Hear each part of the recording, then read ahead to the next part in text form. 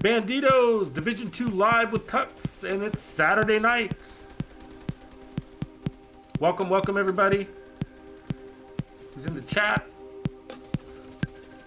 Let me know if you're here. Before we get started, before we talk about anything, let's make sure I'm coming in loud and clear. I'll turn down the music in a moment, but I want to make sure I get you guys in the vibe. So if you can hear me loud and clear, please give me a hashtag TuxLive in the chat. Let me know I'm coming in loud and clear. Then we will get started. In the meantime, bob your head, put your feet up, get in the zone.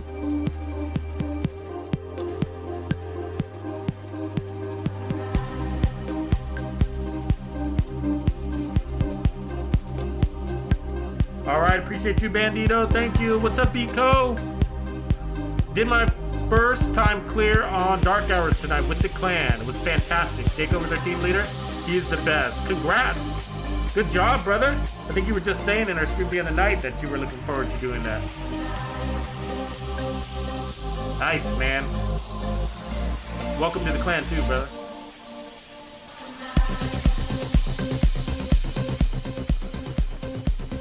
Juan, what's up? Welcome. Thanks for the Tux Live. Base, appreciate you, man. What's up, Base Connor? So, we're gonna jump into things here. So, tonight's kind of a big night. We're gonna be doing, this is a special stream. We're gonna be showcasing, highlighting, and demonstrating the new Gameover build, which is Gameover Part 2. Part 2, as they say. You speak French? You parlez français? And yeah, so it's going to be a good show. So the game footage you're seeing right now is not the Gameover 2 footage. I'm going to be starting that, the Gameover actual footage. You'll know, because it's going to kick off strong. I created a nice little kind of cinematic intro for it. It's loading up in the system, so that's why I didn't start off with the that gameplay footage. But so the footage you're seeing as we kind of get warmed up is of the latest classified build that I dropped to the Texas Players Club. So this one's pretty cool. And you're seeing me use it to clear legendary. So as soon as the crowd gets settled in and gameplay footage gets loaded up into the system, then I'll kickstart that, and you'll know when I do, because I'll holler it out, as well as it'll have a cinematic intro. So anyways, yeah, so anyways, we had a good week. We put out a couple of builds. Hope you guys are having fun with them. Anybody using the new builds this week? We had a declassified build, which was the 511 build that basically gives you infinite life. Anybody using that one? It's not too hard to create. The gloves are a little unique, but other than that, it's stuff that you can gather around the open world. Michael Myers, what's up, buddy? Welcome, Fat Cat. Appreciate you.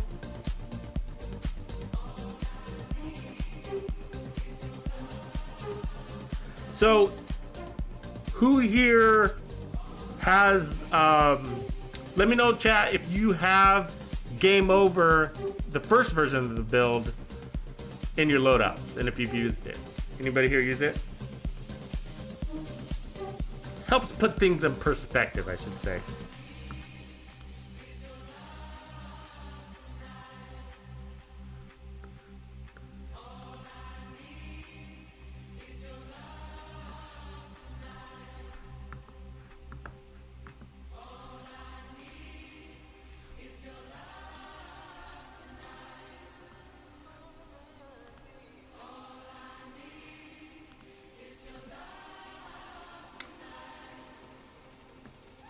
Frank Deux.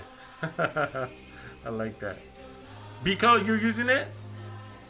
Or you have it in your loadouts? It's one of my favorites. It's actually pretty easy. So, for those of you that are sort of new to the channel, or you didn't get an opportunity to see the video, the first video, which is called Game Over, and it's actually, the full name of the build is called Balls Out Game Over, because you sort of go balls out, and this is a solo legendary build that we'll be showing you. And so basically the basic components of it, I guess if we just talk about the first version, is 4 pieces of, basically I took 4 pieces of Foundry bulwark and I hacked it into a skill build. And so on the first version of Game Over, we have 6 skill tiers running the Memento Backpack, the Bellstone Chest with kinetic momentum. And then we took the Foundry, rolled skill tiers on all of those, and basically running a little bit of armor. I think we're at between 1.1 and 1.3 million, depending on which way you went. And then we have skill damage on all of the secondary attributes. And the survivability of this thing is amazing, right? So definitely tanky, but more important than tanky, I mean, you're not a tank, but on the tankier side for a skill build. But more important, it's the rejuvenation, the rate of rejuvenation, right? Because Foundry Bulwark has, the makeshift repairs, right? Which is a funny thing. Think about that, makeshift repairs. It's not armor regeneration. And it's sort of easy to think about it that way because it sort of does what it does all on its own. You know, it doesn't require a skill. So we want to think of it as armor regen, but it's not. It's repairs. And it's not, so armor regen, you got to remember, is based on how much armor you have, right? It's a factor of how much armor you have. But makeshift repairs is not. And so that's what got me really interested in using really the Foundry Bulwark in multiple ways beyond the Game Over build. But what's cool about it is you'll get the same amount of repairs, the same rate of repair, which is intense, regardless of how much armor you have on you. So if you're running all skill tiers, you're going to get the same rate of repair as if you had all armor. And the reason why is because makeshift repairs is based off of how much damage you took, not how much armor you have. So that's what's cool about makeshift repairs. And that's what's cool about Foundry Bulwark. So what we're going to see in the second version is basically a new arrangement. So it's the same concept. We're still using Foundry Bulwark, and it's still a skill build, so it's a hybrid still. But what I've done is modified it to give it basically more power.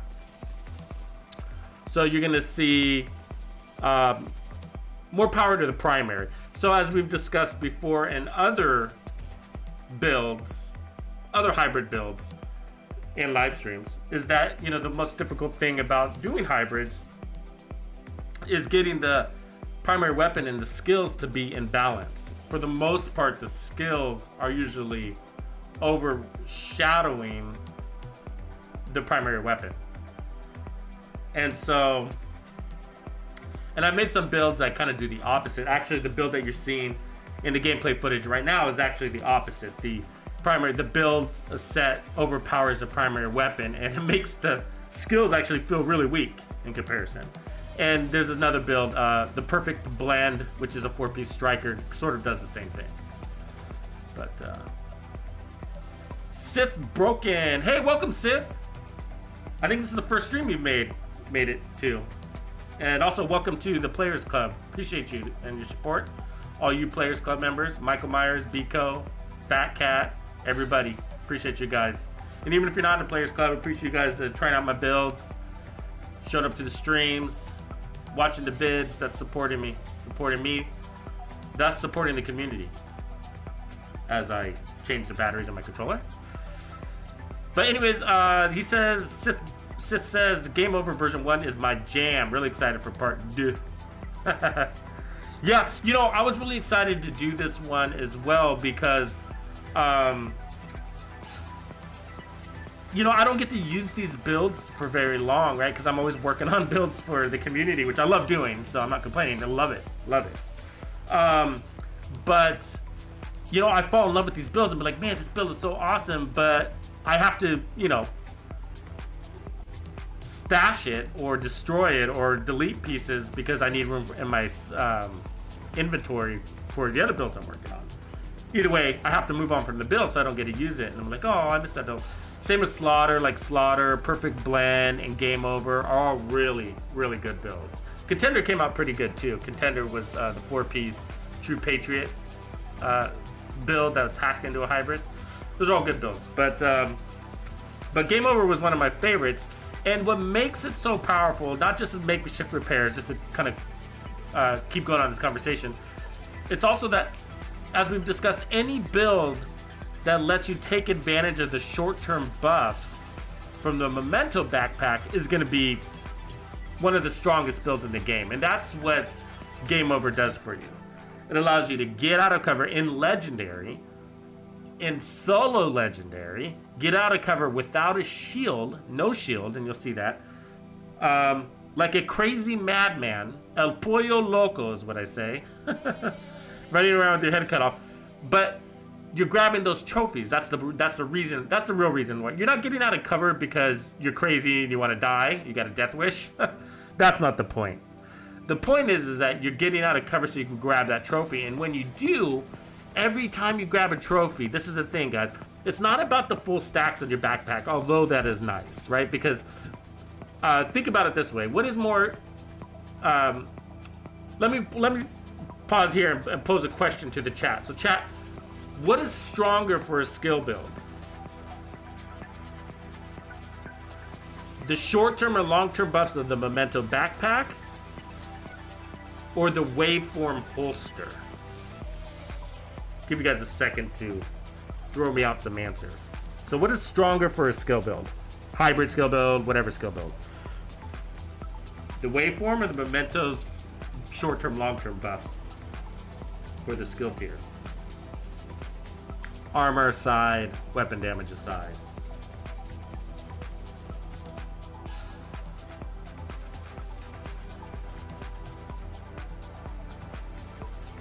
As I'm waiting for some responses there, let me see who's joining us now. So Claudio, welcome.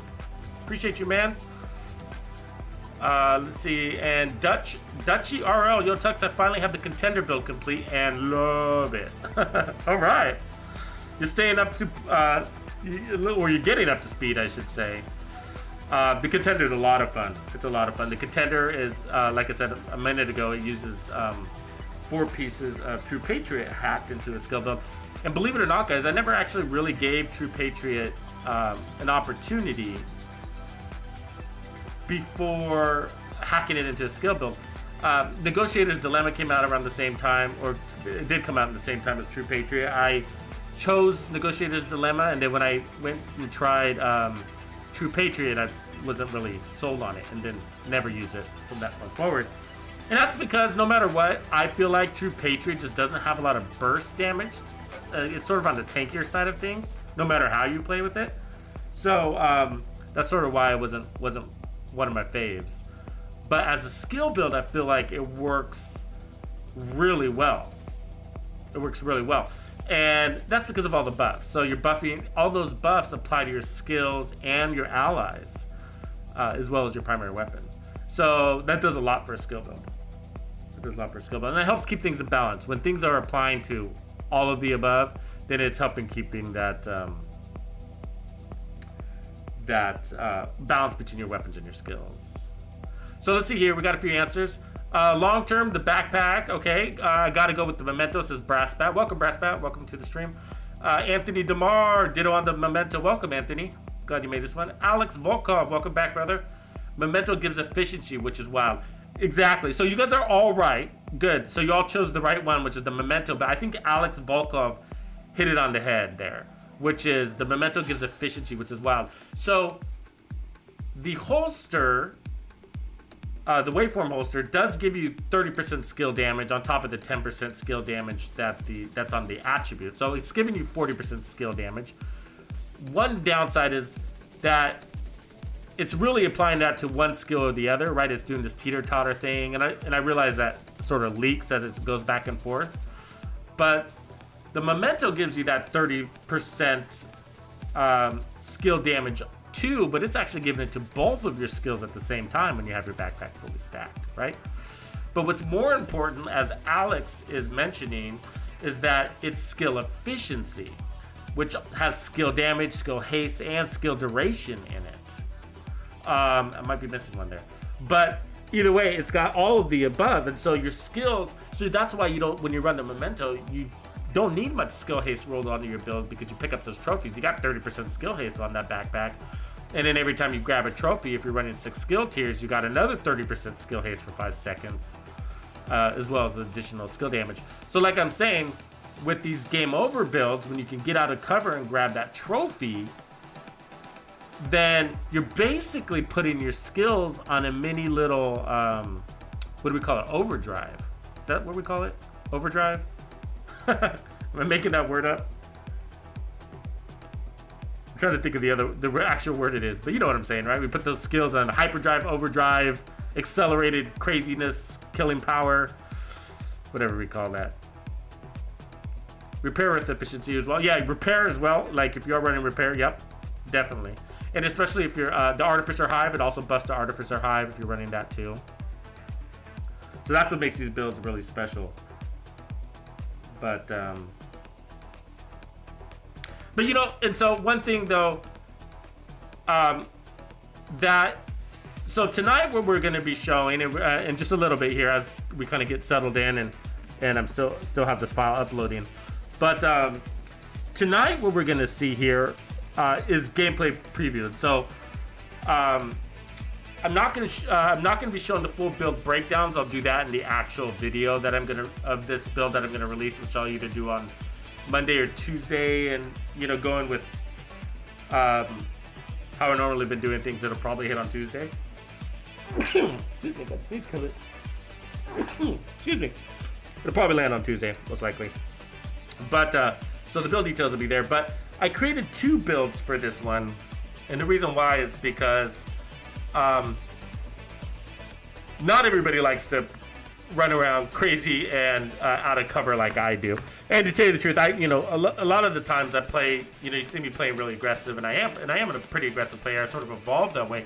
But mostly it's because I'm testing the limits of the build, and so I need to see what it can do, and that's why I'm running around out of cover or whatever. But you don't need to do that, of course, right? You don't need to do that, of course. I mean, you have incentives for grabbing their trophies, but otherwise, you know, play from cover. It's a little more conservative, but it's the better way to go, right? We're not El Pollo Locos around here, are we? Are we Pollo Locos? Brass bat. Bless you. Thank you, brother. Appreciate that. Yeah, Dutchy, that's what I was laughing about, because you're saying, oh, I just got done with the contender. And I created several builds, several hybrids that evolved after the contender. So let's see if we can... If you guys are new to the channel and you love these hybrid skill builds that you're seeing, you should write these down, because I think this is the order. And for you strong followers out there, correct me if I miss one, right? But the first of the hybrids that sort of debuted and kind of, I think, was the eye-opener, was the one called Slaughter. It's like, the cover says Slaughter Legendary Solo, is what it says. And I basically took the best named pieces, for the most part, in the game and hacked them into a skill build. It's got amazing survivability and power. It's perfectly in balance, finely tuned. And that's actually probably my favorite of them all for that reason. It's got like armor on kill, armor regen, it's got amplified damage, it's just super powerful on 6 skill tiers. It's got protection from elites, it's got crits. It's a really nice build. So it went Slaughter, and then after Slaughter was Juice. So on the cover of that one it says this build has Juice. And Juice is where I hacked a 4-piece Hunter's Fury and turned it into a skill build. So that was about 2 months ago, give or take. And that was a lot of fun. Of course, the downside of Hunter's Fury is you got to play within range, like 15 meters to get those buffs. But as you guys know in Legendary, when I'm doing solo, I push forward pretty hard. And, you know, you kind of try to catch these guys in their spawn points. But either way, when you kill enemies, when you kill these guys with Hunter's Fury, you apply that status effect. That's really handy. So we put 6 skill tiers, ran a memento. Anyways, that's juice. A lot of fun. Probably not one of my favorites because of the Hunter's Fury's limitation. But, I mean, Hunter's Fury I love. But for the most part, it's for the hybrid skill build sets, it's not one of my favorites. I feel like there's some more that are more dynamic. Some others that are more dynamic. So after that, we created, then came GameOver. And GameOver, again, is a 4-piece foundry. And that was another one because it was like, whoa, you can really get out of cover with this build. It's not as strong as Slaughter, I guess, on the weapon side of things, but you could just take so much pain. And Legendary loves to dish it out. Michael Myers says, I like the Striker made it to Division. I like the Striker made it to Div 2, but would love to see a Tactician Authority for these skill builds.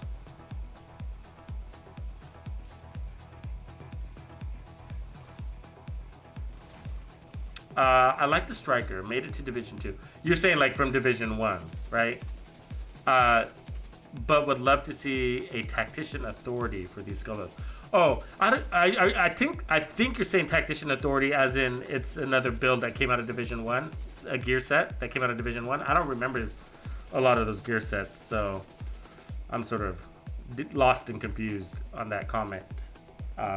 Just because I can't remember anything from Division 1. I left pretty early in that one, and I know they made some improvements after I had left the Division 1. Like it was kind of got bored of it. But of course, I'm a strong fan of the Division. It's just I think there was a lull in that game, and I left during that lull, and didn't end up coming back until Division 2. But so some of those sets had come out after I left. If I'm reading that right.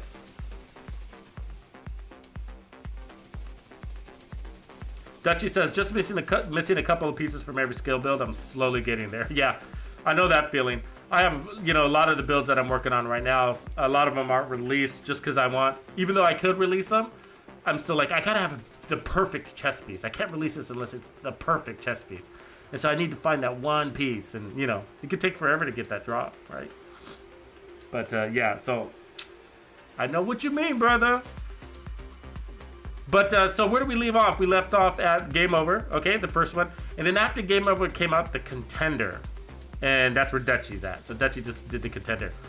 And that one was like, I was like, really? I was like, okay. I was like, the Contender was pretty strong and really fun. And I was like, wow, it rivals.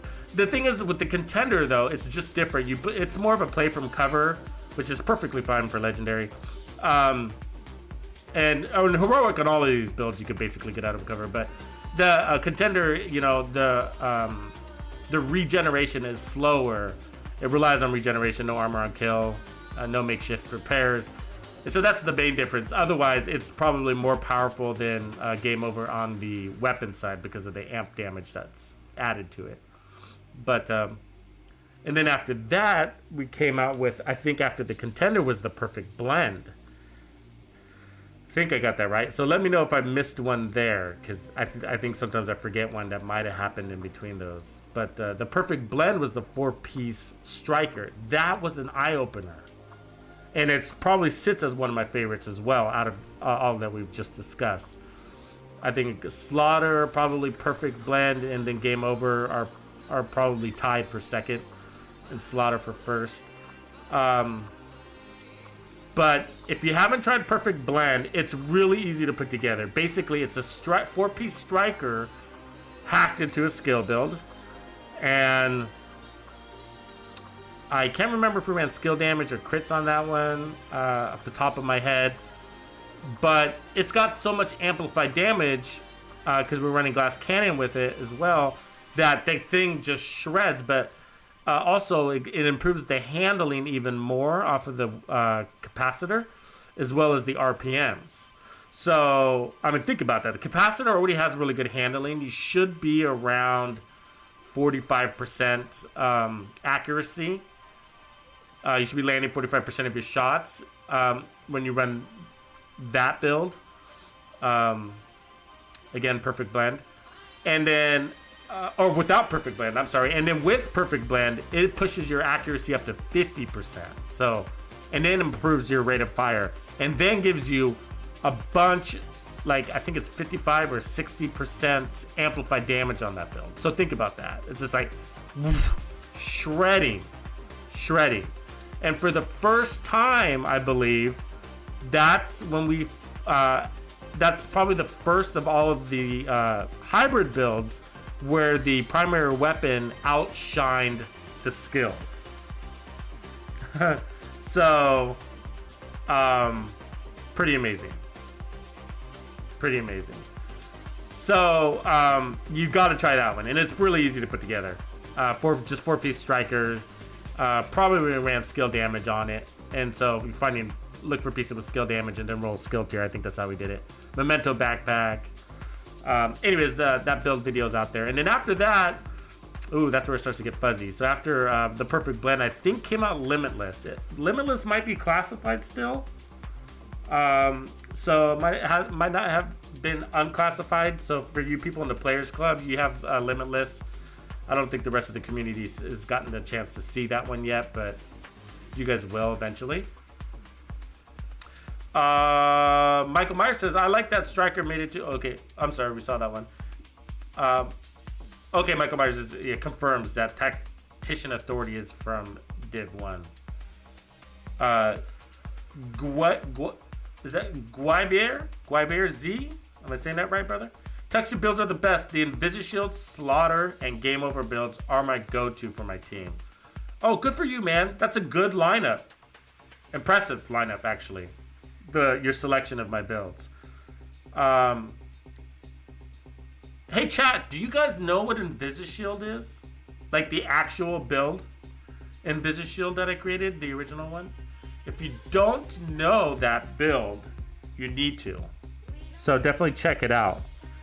So Invisishield is a concept. It's a layered system of protection so that you can run shieldless in this game, right? You could also pair it up with a shield if you wanted to. But Invisishield, see, this is what I believe, okay? This is what I believe, is that, hey guys, just a heads up, I'll be uploading, this system will be uploaded, we'll be starting the premiere of the new GameOver build in roughly around 15 minutes. So just to give you a heads up on timing and things. So Invisishield is a layered system of protection. So the idea of it, or this is my philosophy, okay?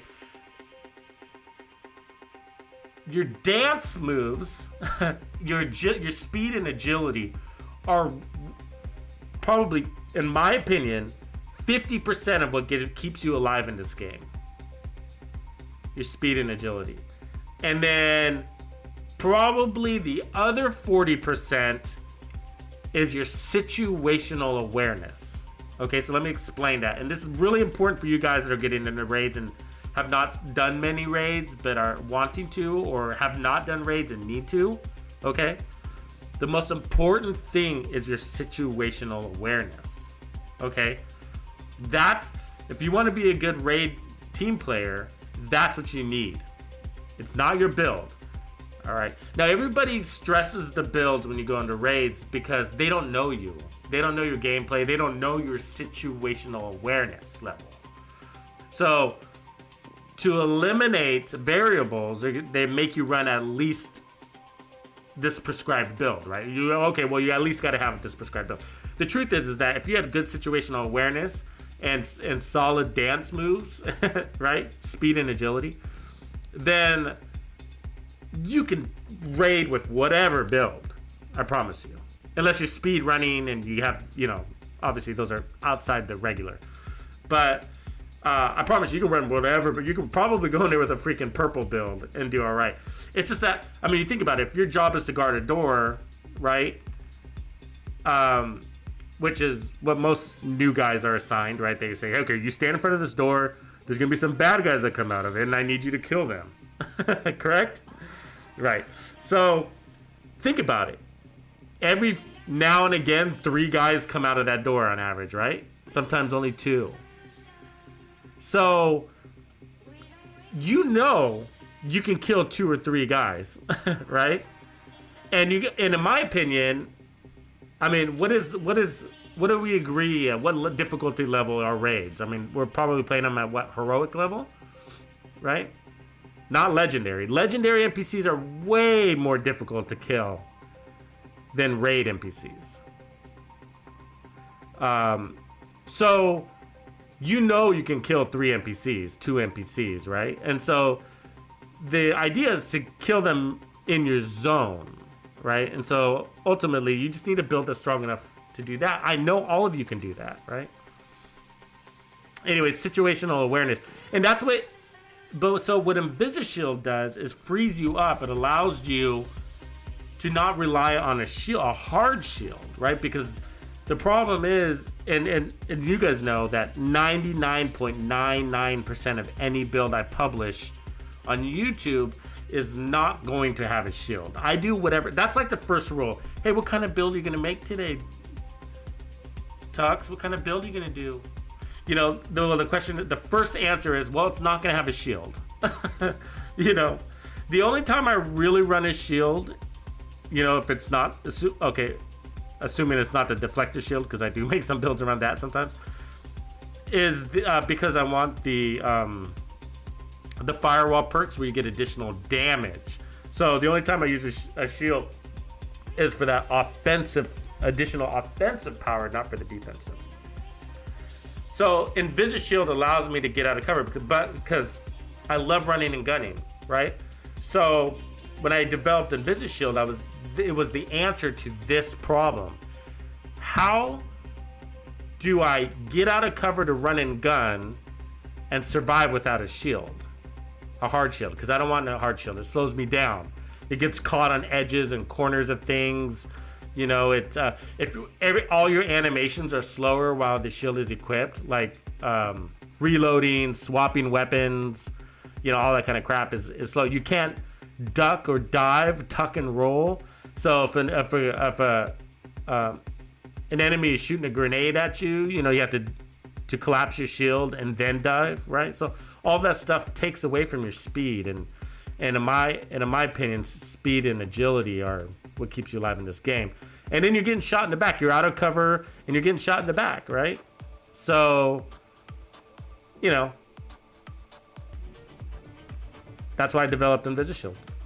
So you got to try Invisishield. It's basically a good basis for creating survivability in any build, even if you don't follow the recipe from front to back. But I'm glad you brought it up. Who was that? Guaver, if I'm saying that right. Sorry if I'm destroying your name there.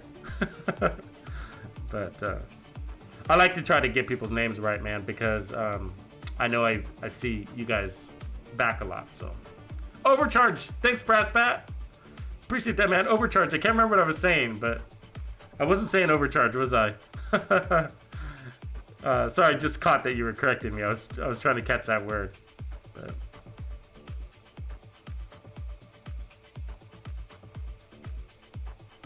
John B, welcome, brother. I wish he was doing live play streams. Yeah, I'll probably start doing more of that eventually. I just sometimes, you know, for a lot of like the same philosophy goes with my videos, the ones that, you know, that are pre-recorded and obviously published. It's just like, you know, I respect you guys' time, and I you know, I know that there's a lot of dead air space and playing when somebody's kind of just playing and live streaming at the same time. You know, I think that the conversation and attention to chat is really important. And I'm not sure I can chew bubblegum and walk at the same time always. You know what I mean? Like, I might be either give too much attention to the game and not enough attention to the chat feed. And you know, so for now I've been kind of focusing on, so I do a lot of pre-recorded gameplay so that I can focus on the chat, just so you know. As a reminder, I do live streams on Thursdays for the Players Club, and also on Saturdays for the rest of the community. So you can catch me on both of those evenings. And just a quick, I know we got a lot of new members that also joined the Players Club, but even for you that have been around for a while, I have a playlist on my channel. So if you go to my channel on YouTube, there's a playlist for members only. And so all the builds that are, all the classified builds that, like if you joined today, for example, and you wanted access to all those classified builds that were published, you know, the weeks leading up to today, then you can go to that playlist, and it's called members only content. So, hey guys, if you didn't know, classified builds are secret builds made just for Texas Players Club, true and hardcore Bandito member levels. These are extra builds as a thank you for supporting my channel, supporting me, and thus supporting the community, because that's what I do. But you can get access today by making sure you're at least a true Bandito member level. So if you want to tap into these, click the join button down below. And yeah, we'd love to have you. See you on the member side. What's up, Miguel? Welcome, brother. Let's see, Miguel Dufly. Welcome to the live stream, man. This is your first one. Appreciate you showing. We will be starting the new content, or I'm sorry, showing the premiere sneak preview of GameOver Part 2 in approximately 7 minutes and 26 seconds. As an update to everybody.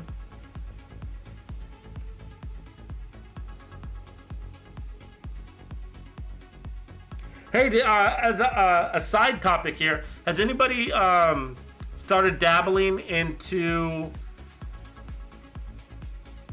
Battlefield 2042? Who's giving that a shout? Giving that a try? Let me know in the chat. Who's doing that? I'm going to be covering Battlefield 2042 also. Not on this channel, but on my second channel, which is called Tux2. Like tattoo. But Tux2, Tuxtoo. I'll make sure you guys have a link to that later. I'm not promoting it at the moment. Just because I haven't really dug my heels in over there. But when I do, I'll make sure I share that channel with you so you can catch the other games that I cover. And one of those is going to be Battlefield 2042. I am a Battlefield guy. I love Battlefield. I love the Overwatch style of play. Also, driving helicopters into people's foreheads are my forte. You guys like piloting helicopters? They always take a little while to get used to before you get the hang of them. It's been a while since I played Battlefield, so I'm sure it's like it's not going to be like riding a bike, I'm sure. What's up, Monteze? Monteze T? Welcome. Hey, is anybody from south of the border? Anybody from Central or South America? Who here is from Europe? Let me know. Or are we all Americanos? Let me know what country you hail from. I know Dutchie's from Dutchland. That's what I'm going to call it. Dutchland. Dutchland. Ooh, Alex. You're a beast, man. You've done them all. Angel Camacho. I love that last name. It sounds macho, right? Angel Camacho. Love that name. Love your builds, Tux. Keep them coming. Appreciate you, man. Thank you. Thank you. I will, man. I'm stacked on builds. And I'm sort of in like... I'm sort of in a hurry because I want to get all of these builds I'm working on. I mean, I got a list, guys, like a long list, and these are all, many of them are actually in development as we speak. I think I have 5 in the works right now. I usually have 5 to 7 going at any one time, and right now I got 5 in the works. And sometimes one or two get pushed to the wayside because I'll discover a new build along the way. But yeah, I want to get all these builds out before the new content. You guys all know we got some new stuff hitting in what month is it? February. So yeah, February is when the new content's gonna come. We're getting towards the end of this season, right? Which is technically the last season of the set. And then they're gonna give us a new makeshift season that will bridge the gap until, I believe, February when the new content drops. And apparently they're gonna be giving us our favorite events. whatever those are. I know which ones are my favorites, but I'm wondering if they do. Not Hollywood. That's for sure. Anybody actually like the Hollywood event? Not me. Sith, are you from TJ? Is that what I saw? Brassbat, Washington. Welcome, brother. TJ is like basically the US. Basically an extension of California. Vaughn Jacobs, best raid build? Question. What do you guys think? I guess overall best wave build. You know, for me, like one of my favorites, I was just talking about this in the last stream, I think on Thursday, but I got a build set called Legend. It's just called Legend, and there's 3 legendary builds with maximum explosive resistance without losing any power, and they're for legendary. But I think those are amazing legendary builds because, and I actually use them in the raids, and I show that in the footage. And I mean, I didn't die once, had top, you know, I don't know if I had top kills, but I did die once, and I was shredding like a mother. And I was using like the Police M4 with the 30x scope, maximum explosive resistance, and like top crits. Can't remember what the crits are at the top of my head, but yeah, but it's really cool because, you know, like both end bosses have explosive mortars that are dropped on you, right? And having that explosive resistance at max is like pretty dang cool. You don't have to do all that tucking and rolling like everybody else does. So those are fun. Otherwise, you know, I'm gonna have to default to, you know, saying a max crit build, a max crit DPS build with the M1A or a Police M4 or FAMAS or something like that, because, you know, it sort of depends on your clan or who you're raiding with. But I've run everything. So the real answer, you know, I guess to those that are experienced or have a clan that allows you to, that trusts you enough to say, yeah, you can run whatever build you want. Man, I've used max protection from elites build that works really great because the non-elites are never an issue. Like when you're guarding a door, for example. And so having a little bit of protection from elites can save you from the boss, help you from those bosses. They're elites, right? The named bosses in the raid. And whatnot. Like, so I've had fun playing with those, guarding a door with those. An Iron Horse, for example, worked out really well. Using a Vector and Intimidate.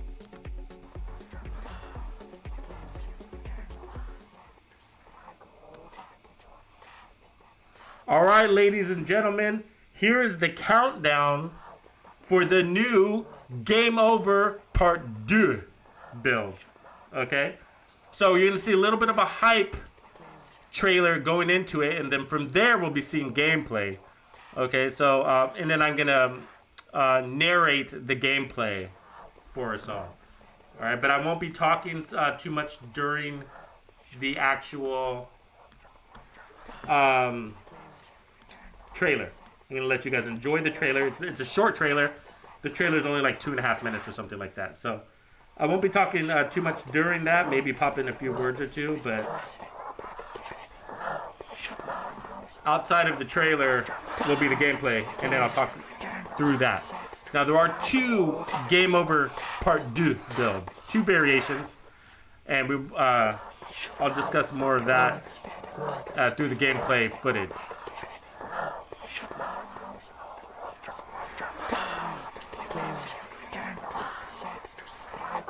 Howdy, neighbor.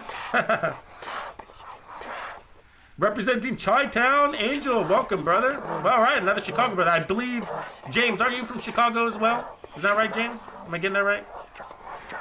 I spent a lot of time in Chicago. Oh, yeah. You're saying Wichita. I spent a lot of time in Chicago. I used to go to conferences out there a lot. Love that. That's a big, giant conference center you guys have. Yes, we need new legendary factions. That would be really cool. I'm tired of those stupid explosives, too.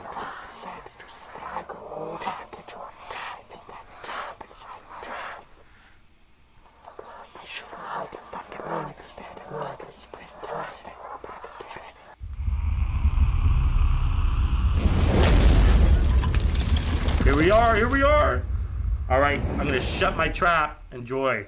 See you in 2 minutes. What I'm about to tell you sounds crazy, but you have to listen to me. Your very survival in the Division 2 depends on it. This is not the end.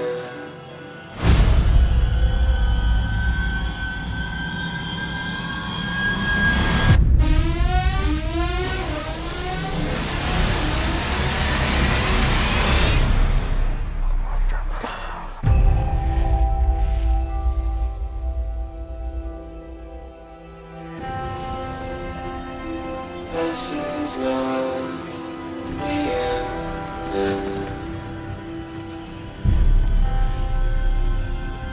This is not the end.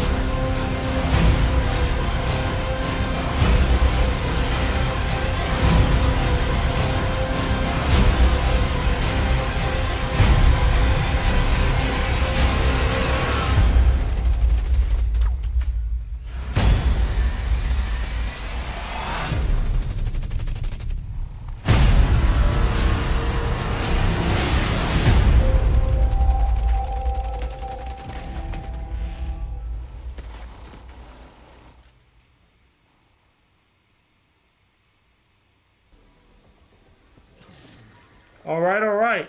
So that was just a little bit of a hype reel here. Now we're going to see some actual gameplay footage. Turn a little bit of background music as we go here. So this is me using what I'm going to call build 1. So you'll know the difference between build 1 and build 2 by the backpack, okay? So build 1 uses the memento backpack where build 2 does not. So the difference between the two is that build 1 it can get you out of cover just a little bit longer. And you sort of want to get out of cover because you're going to be grabbing those memento trophies. Build 2 has a little less survivability out of cover, but you can still get out of cover a lot. The idea is to push. Both of these builds are going to allow you to push. But build 2 is also one that's also designed for a little more of a group play situation. That's why I went without the memento. I know some of you guys prefer not to do that. But the actual killing power between the two, it's close on the skill side, but weapon power, build 2 is going to have the stronger of the two.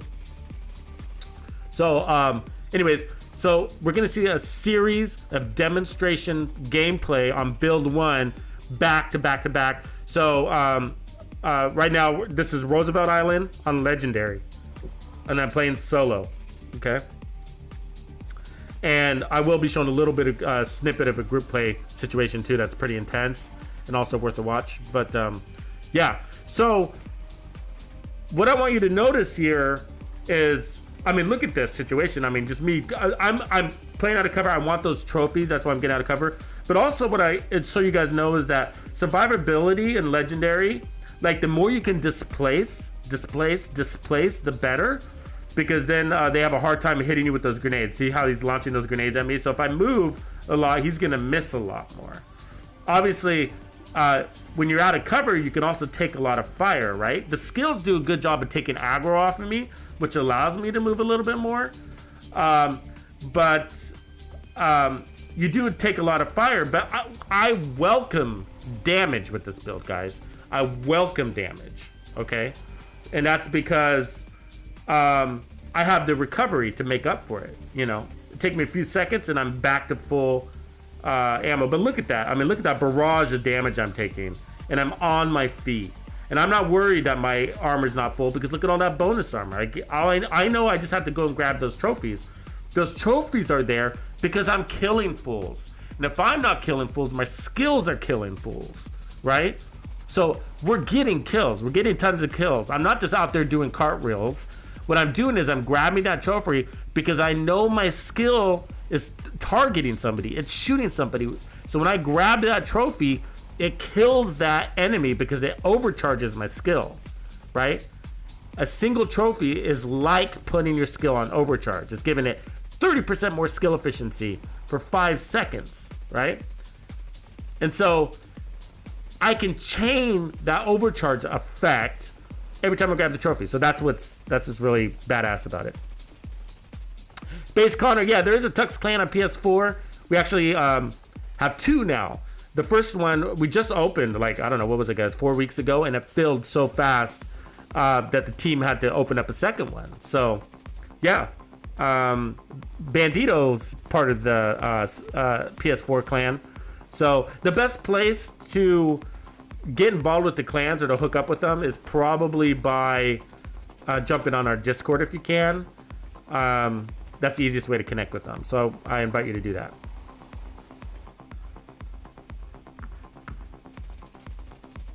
So yeah, and just so you know, like, I'm not trying to do any sort of speed run times here or anything like that. And these builds actually do pretty good time wise. I think it probably took me 3.5 minutes to clear this. I can't remember exactly, 4 minutes maybe. I probably average the first checkpoint on any legendary. I probably average under 5 minutes with the foundry builds, foundry setups.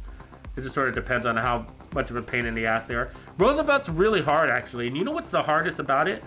Where I was struggling the most is those freaking medics, man. Those medics, so for me, normally I take out the drone operators first and then go for the medics, and they just keep getting the drone operators up, right? And they're squirmy, those medics. You have to chase them down. You really do. And then when you kill a medic, the other medics get up the medic that you killed. So there'll be times I'm like, man, I swear I've killed you like 3 times, medic, and I keep seeing you.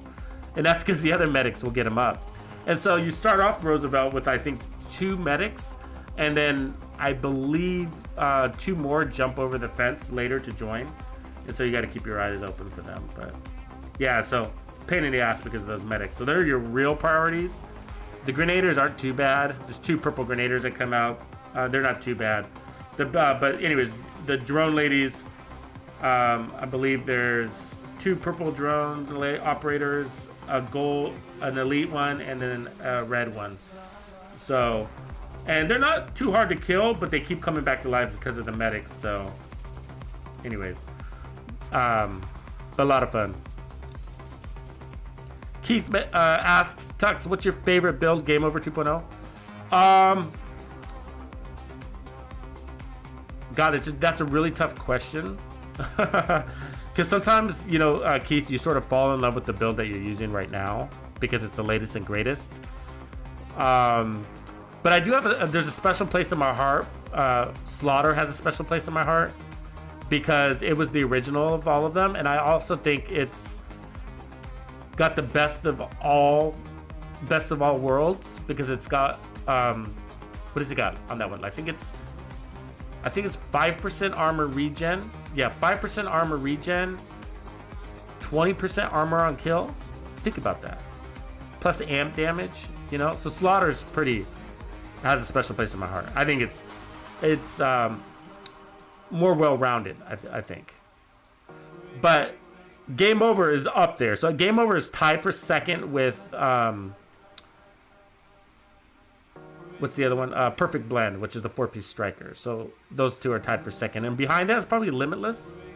If you're not in the Players Club, you probably haven't seen. Oh wait, you are in the Players Club.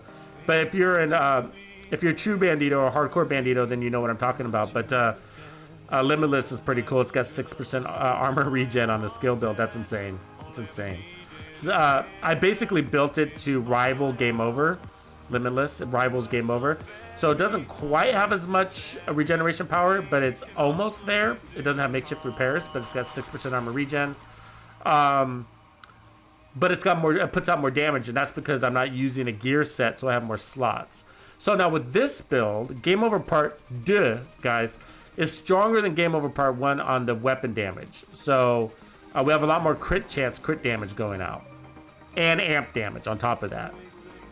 So that's some of the additional perks that I added to the build. Basically a lot more power, which turned out to give me a lot more survivability. So if you do wonder whether I like Gameover2 versus Gameover1, the answer is yes. If you wonder if I like Gameover2 build 1 versus Gameover2 build 2 better, I think the jury's still out on that, actually. I found that build 1 was easier in Roosevelt Island than build 2, but build 2 was easier for Capital than build 1. I might be getting that confused, but they both have their strengths and weaknesses. Build 2, the killing speed is so fast. You'll see that. You'll see that. I'm excited for you guys to see build 2 also.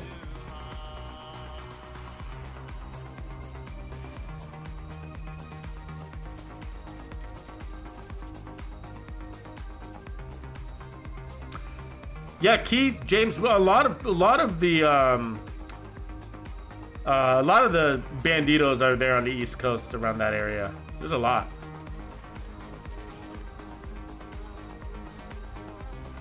We should have like meetups. We should create some meetups, huh?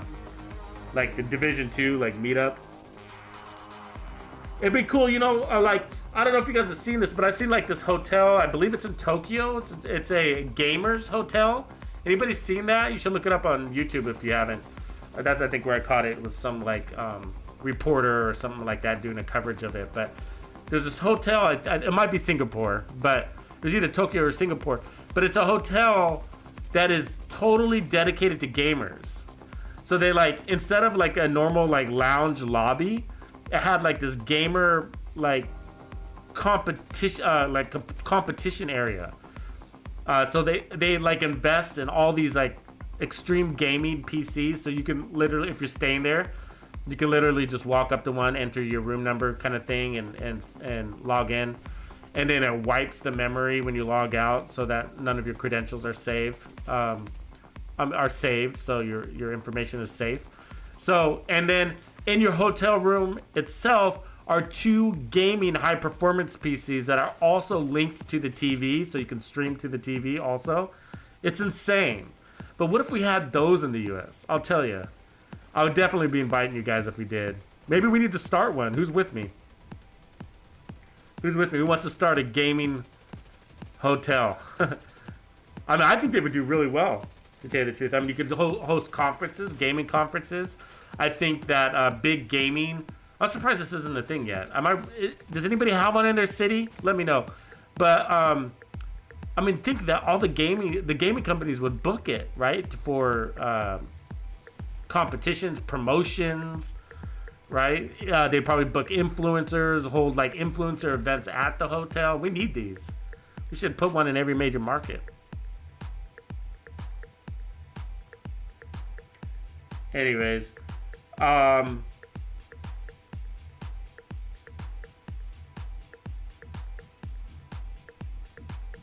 it's near instant revive and heals. Yeah. I mean, I think so. So this is how it works. So with build 1, Foundry is giving you 1% armor regen. It also has a Bellstone piece, which is giving you another one. So now we're at 2% armor regen. And then we have the Memento. When you're fully stacked on that, you're getting 3% armor regen, right? So that's 5% armor regen. And then you're getting makeshift repairs on top of that. So the point is not to run around like a crazy man. The point is to grab your trophies. That's the point of wanting to get out of cover. And also by being able to displace a lot, add survivability. As I mentioned earlier, displacing makes you a harder target to hit. but also pushing on the enemies, like trying to catch them at their spawn doors and stuff like that, keeps them on their heels and makes it harder for them to get into position and kind of settle in, or to flank you and stuff like that, because you're busy flanking them. And so they start, the white tusk don't know what to do when you play aggressive with them. That's why you see a lot of speedrunners playing aggressive. The white tusk they get confused and they'll fall back, basically, is what ends up happening. So that you put them on the run, and which means advantage player. So there should be others from Dutchy Land. We have a lot of people from Dutchy Land on Discord. Dutchy, you're on Discord, I'm pretty sure, aren't you? But yeah. Hey, yeah, James. Players Club. So if you're a true Bandito member level or higher, so if you're a true Bandito or hardcore Bandito member level, I'm sometime tomorrow. I'm gonna put out a post on the community tab with the build recipes. So I will be giving you guys the build recipes ahead of the actual video, so that way you can farm it. Yeah, so that should help. But and then the build video will give you the visuals of everything and the walkthrough, of course. So, Jaco, you made it. Yeah, I was gonna say he's in Dutchy Land, isn't he? Welcome, Jaco. Welcome to the stream. What time is it up there, by the way, guys? I think you're ahead of us. Is it like 4 in the morning right now?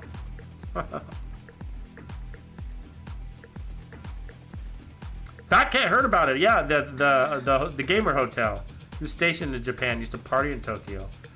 Oh man, I hear cool things about Tokyo. I'm jealous. It'd be cool to be stationed in Japan, man. I think that if I was in the military, were you a Marine? I remember you told me, but I can't remember now. Marine or Army or, yeah, that'd be a cool place. You spending time in Germany? Anybody from Germany here? What up, Dubsta? If I didn't say hi to you, brother, welcome back. Good to see you on another stream. I tried Striker into DZ. It didn't work well for me against the meta. Yeah, I know what you mean. I mean, I think if you're running like a lot of amplified damage, it could. But then you come against these guys with a lot of tanks. You miss one shot, they got the jump on you.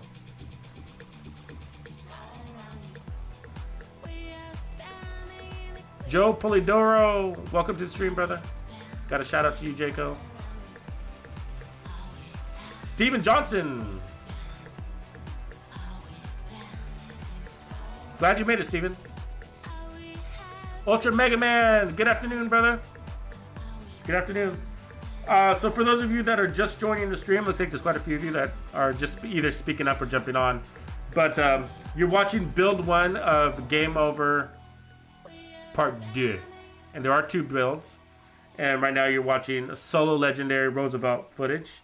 And it's about to change up here in a minute, and I'm about to change the scenery here in a couple of minutes. But you missed the little intro trailer, so it's worth a rewatch if you want to catch some hype. But you know how I do it. Duke, yeah, you're from Germany, all right. We got a lot of people from Germany that play this game. Welcome, Duke. Welcome. Good morning from Germany. Good to know.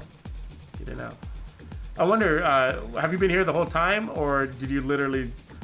Is your timing impeccable when I when I said, "Is there anybody from Germany here?" and you're just logging in?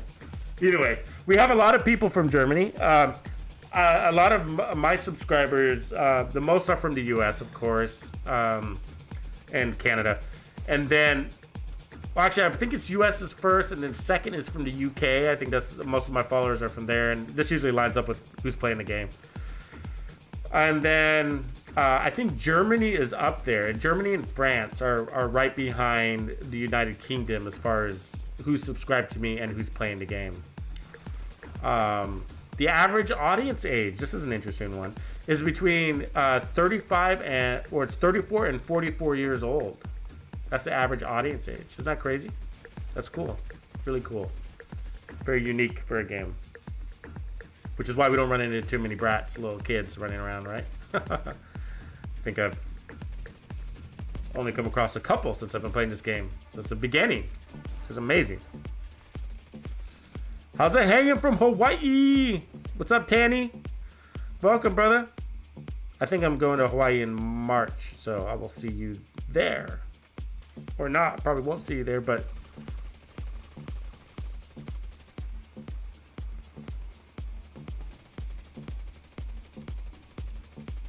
it's 3:40 p.m. on Sunday there in Aussie land. In Australia, it's 3:40, guys. Wow.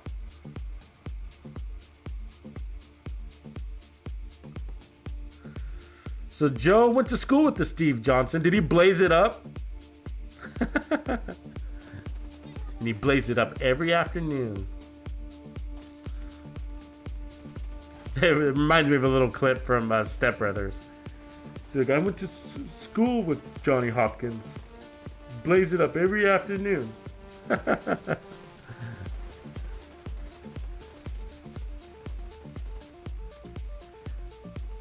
Good job, Anthony. Yup. Winning. So here's build one. So you're seeing me do the capital. So basically what I did is I took both build one and build two, and I ran all the legendaries solo with them. And I didn't run them all the way to the end. I did on build on District Union Arena, but I didn't. It would take a lot of time to go all the way to the end with both builds, and still try to make the video as well. And I wanted to get this out for you, but I just kind of ran through the first couple of checkpoints with each of these just to see how smooth build one was compared to build two. Like, which I was trying to pick a favorite was basically what was happening, and I ended up not being able to pick a favorite. But basically, what I'll say is that if you're running build one and you like to get out of cover, you're sort of a run and gunner, and you would like to do a little bit of that in legendary, then go with build one. But if you tend to play from cover more, or if that's your style, maybe you're a little bit more of a relaxed player, but you still want to push, you still want to be a little bit aggressive. Also, if you like to play legendary group a lot, which most of us do, both builds work for a legendary group, then build two might be your bag though, because it doesn't have a memento, so you don't have to worry about competing for those trophies. But also the time to kill, I think is going to be overall a little bit faster from build two. I mean, it just stings. It stings. Is basically the way it feels. It's got a lot more crits. It's got a lot more crits on build two.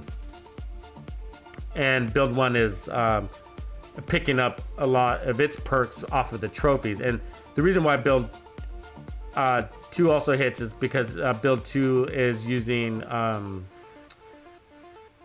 combined arms, which is only for your skills. It's sort of like burst damage for your skills. And because it's not running the memento backpack, it opens up a few more slots for crits. So basically build two is giving you a little more burst heals, a little more burst damage to both your skills and your weapons. And overall, that will make it feel like it shreds a lot harder than build one. But so build one, it just takes a little bit to get warmed up, so to speak. But once it does, you too will have a hard time deciding which build is your favorite. So I kept going back and forth. I kept going, oh, it's build one. Build one's my favorite because the survivability is unmatched. And then I would run build two, and I'd be like, oh, but if this one burns so fast, it hits so hard, I can't get out of cover as much. But it shreds so fast, it's like it's undeniable. The exchange is okay. It's the winner. And then I'd go back to build one. I'd be like, but build one. So I kept going back and forth. So I never did land with an answer. So I'm settling with, build two is best for those who play in group a lot and don't want to compete for the memento trophies. That's sort of the game. The other piece is that build one has some raid exclusive foundry gear pieces, meaning foundry has 6 gear set pieces, right? You have your gloves, your mask, your knee pads, and your holster, and then you have your backpack and your chest piece, which you can only get from the raid. There are other pieces you can get in the open world. And so that was one of the big changes to Game Over Part 2, was that I added the chess piece to the equation. And the chess piece increases your makeshift repairs from 20% of your incoming damage that you take, go to repairs over 15 seconds, to 20 or to 30%. So that's a lot. Am I saying that right? I'm going off of memory there. But yeah, it's a lot. Yeah, it takes it from 20% to 30%. That's right. So basically, it boosts your repairs up faster. On top of all of that armor regen, right? And that's also why you want to get out of covering and grab your trophies, because you want those start contributing to your armor regen. Every time you grab a trophy, that's one step closer to that 3% armor regen. So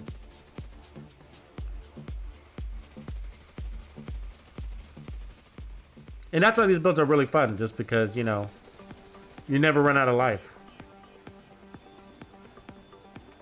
I think you've seen a little bit of build 2. Let me jump to some group gameplay footage real quick, and then we'll start looking at build 1. So let me skip ahead here. Sorry if you were into this, but I think you've seen enough of this build. It's more of the same. More of surviving and killing. Surviving and killing. A lot of dance moves in there. Okay, cool. So here's a good scene. So this is Roosevelt Island in a group, okay? In a group, using build 1, and then after this we'll roll to build 2, okay? But I want you to see the scene. So this is that middle part where you get those chungas coming down in the helicopter. So we're in the middle of Roosevelt Island, but we're doing it differently. We're running. I'm with this guy Staining. Look at his SHD, by the way. He's at 9,000. He's almost 9,000, 10,000 SHD. That's amazing. I'll tell you, really solid guy. It was really nice. We came across him from a random match, but he was down to play it aggressive, and so it's like, oh, good, you're my style. And so he and I both ran to the back, which normally you guys don't do probably. If anybody does this, let me know in the chat. I'd love to know who you are, because you're my hero probably. But so yeah, we ran all the way to the back and took the chungas head on. You seen that?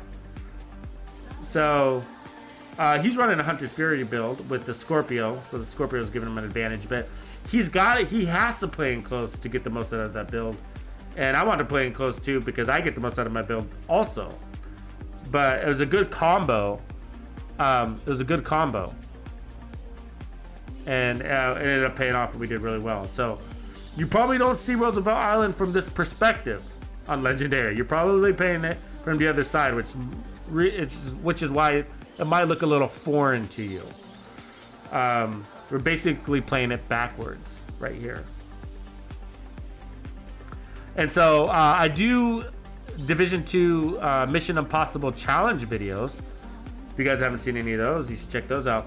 But in few of them, I show you how to play Legendary backwards. And by doing that, you have a different Legendary experience. And it also challenges you to wear different builds, to try this or that build. And I give you those build suggestions also. But yeah, so I thought this was really cool. Little bit of footage to show you here. We also, in the end, jumped over the wall. Instead of using our skills, we jumped over right off the bat and fought from inside the fence. Okay, so now we're looking at build 2. I did put a timer on this one so you could see how it pans out time-wise. And I'm not by any means claiming this is the fastest build that I've ever had, and it's not. The fastest, so you guys know, you Players Club people know this, but the fastest I've done, the first checkpoint in District Union Arena is 2 minutes and 9 seconds. 2 minutes and 9 seconds. I think the world record is like around a minute 30 something. A minute 30, we'll just call it. So, and that was a 4-man group. So I did it in 2 minutes and 9 seconds solo, and a 4-man group did it in a minute 30. So that's not bad, I don't think. I'm not trying to break any records. I'm not. The point is, the build is solid.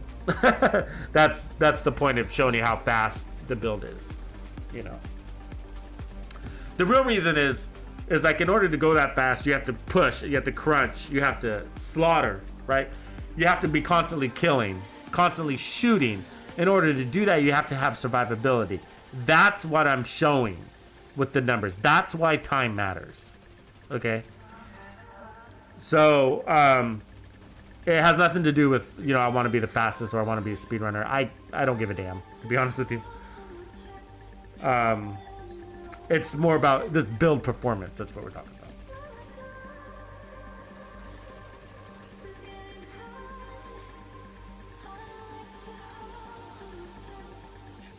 What up, Nomad? Welcome, brother. I'm glad you made it.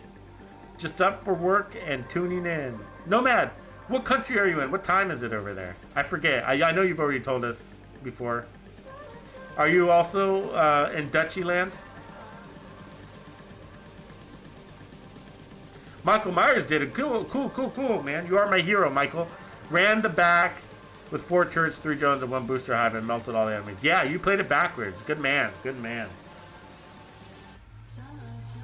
You guys, if you're looking for a new and a more exciting way to play the Division 2, a different experience, then you found the right channel. Be sure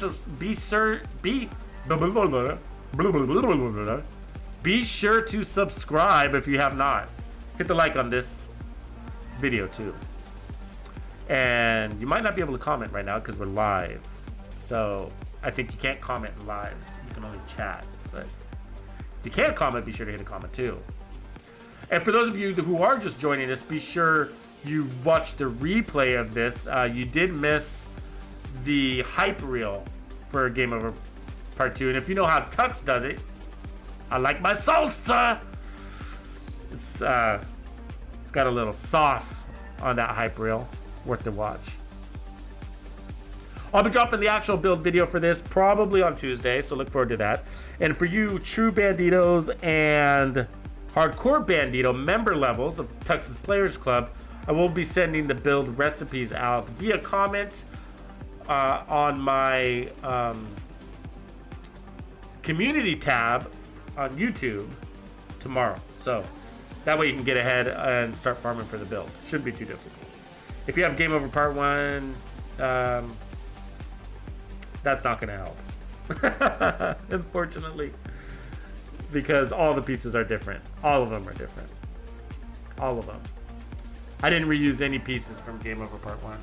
So you know. It wouldn't allow me to. The only thing that's used, again, is the Memento backpack. All the other pieces are unique. And that's because this one adds in more power. I needed more power, especially to the gun. So it's actually a different recipe. You're in the UK, that's right. Okay, it's nearly 5 a.m. Woo. Are you just getting off work or are you just getting started? Just getting up for work, it sounds like, by your comment. Cool.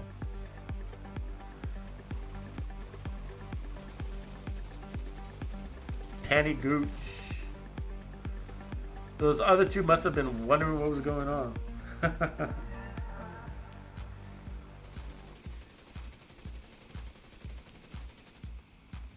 Yeah, so what you're seeing here is now I'm on the inside, still playing solo. I do show some gameplay footage of this build in group situation too. And then I do take it to other areas like Capitol building as well. But yeah, so I play this basically all the way to the end.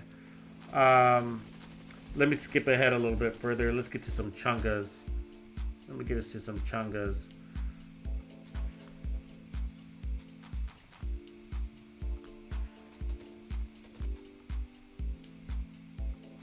Okay, here they come. Oh, we got that last guy who's dying. Here we go. All right, it's Chunga time. Chunga time in the LBC. Kicking it with my homie. All right, so yeah, this is interesting. Time to kill, I think it's pretty reasonable. It's actually pretty, something back here, you kind of miss a lot of shots. I don't know if you guys tried to blind fire from this cover, but a lot of it doesn't do really well. A lot of these bullets are actually hitting the cover, so I'm missing a lot of shots. So I have to adjust for that. And once I do, then they die. But build 2, I want you guys to pay attention to the time to kill. It's actually a lot faster than build 1. And I don't think this particular part of the video will showcase that than others.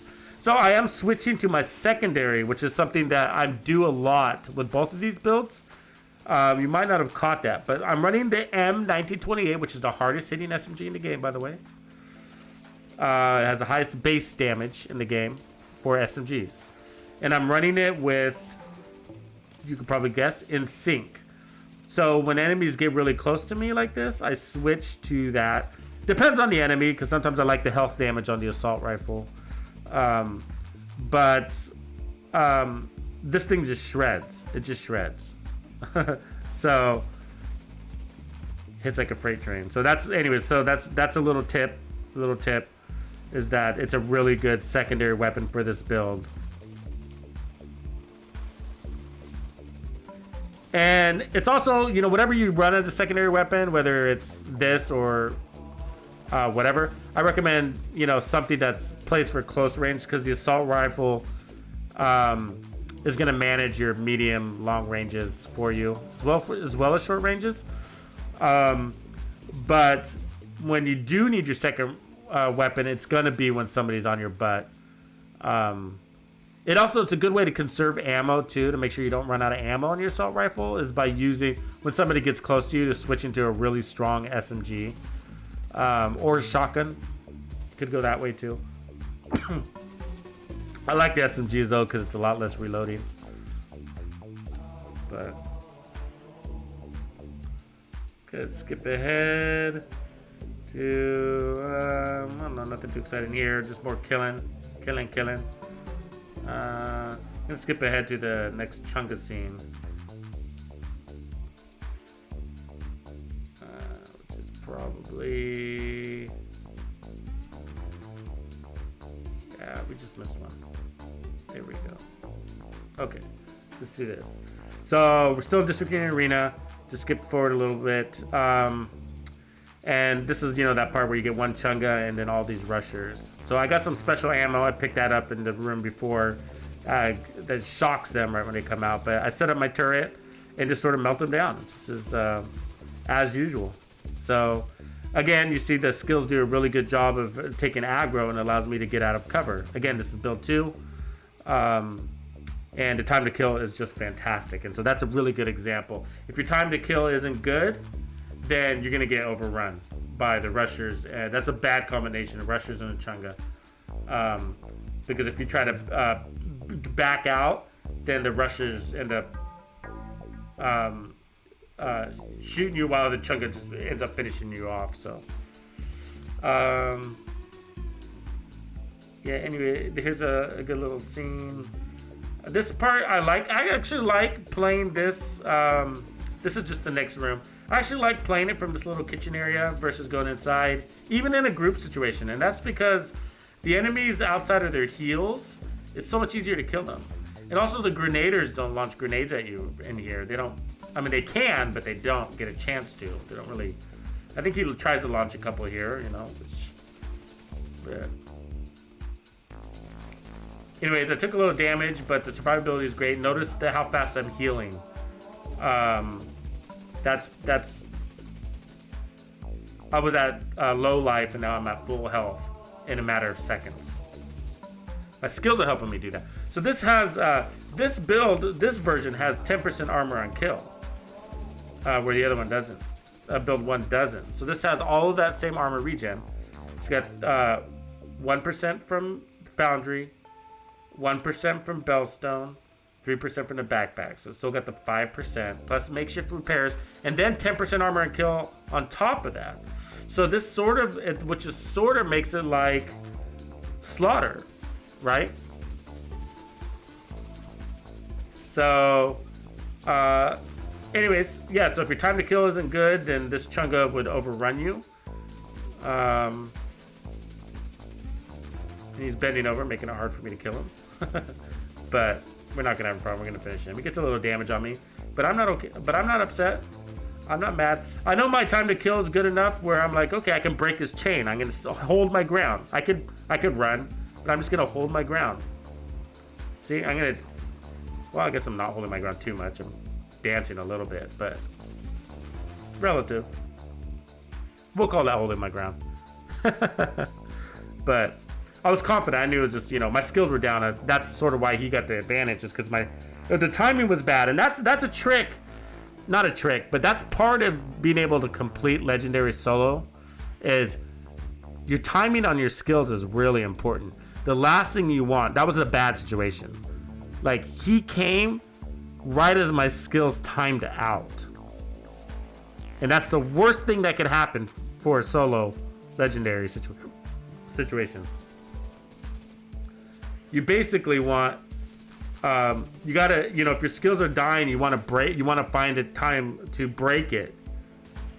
I almost died there. I put my back up against that explosive tank and then they shot it, which was horrible. But watch my health go up.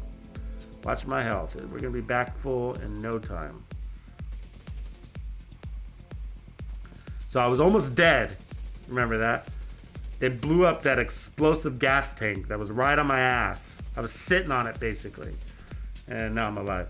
Let me just fast forward this to this Chungas real quick. And then we'll skip ahead to some group scenarios. Okay, so same room, but just skipped ahead with 3 Chungas enter. And then we're going to take care of some business. Yeah, nobody wants to go to work at 6:30 in the morning, Nomad, on a Sunday morning. Boo! Hopefully you love your job, though. I don't know, Jaco. I mean, I don't know about Manning as Legendary next. I would think Camp White Oak could be fun Legendary. I mean, it's already got Black Tusk anyways. But I also like Tidal Basin. I think both of those would make really good Legendaries. Tidal Basin seems more appropriate. I feel like it's longer, but they both have really nice layouts. I think they'd make great Legendaries. Fat Cat. Oh, that sounds horrible. Fat Cat says, try to make a build around the Stoner LMG. 10 minutes time to kill. Oh my god, that's painful. That's painful.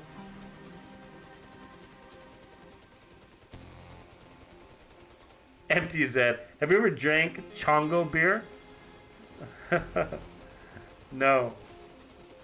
Like pissworm Chongo? Is that what you mean? Are we talking about El Mariachi? All we got is pissworm Chongo. Cat's Meow. Good name. Stoner. Beginner gun. Stoner is a torture gun. It's like self-torture. It's like the backfire. It bores you to death. Instead of bleeding you to death. Tyler, welcome to the stream, brother. I like the Emmeline's Guard for those situations. Emmeline's Guard is a really good gun. A really good gun. First of all, the P90 sits between the MPX, which is most people's favorite, and the Vector, which is the other people's favorite. So, the Emmeline's Guard sits right in between those when it comes to RPM and power.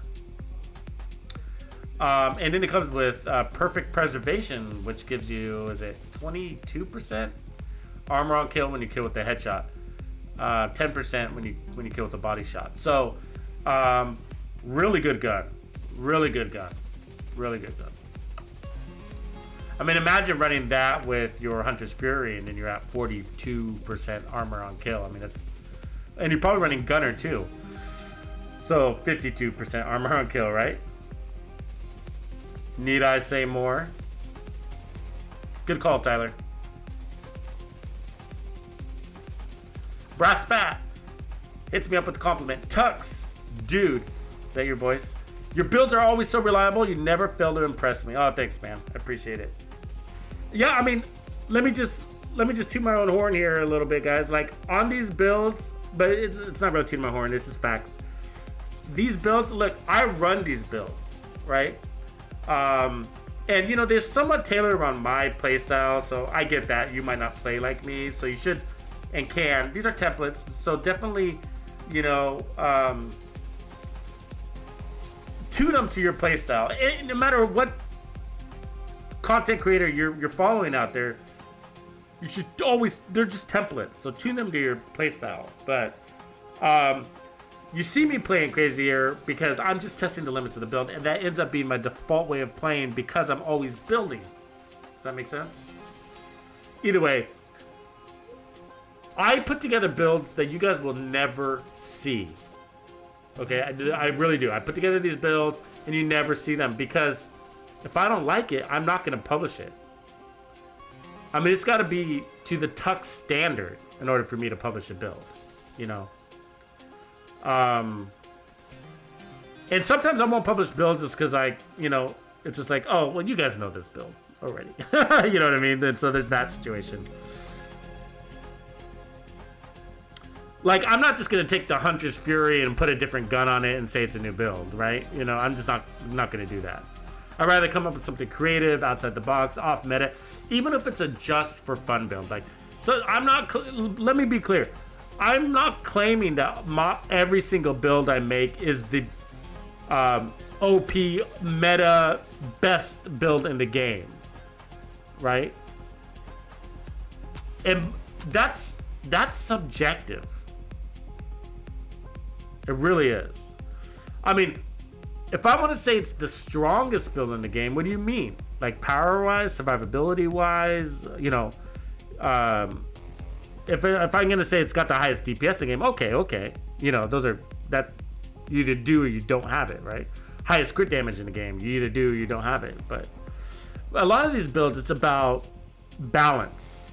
That's usually what I make a build. Those are my favorite builds, but not every build is balanced. Some of them are like, hey, I'm making this extreme armor regen build so you can see how crazy fun it is to have the armor regen.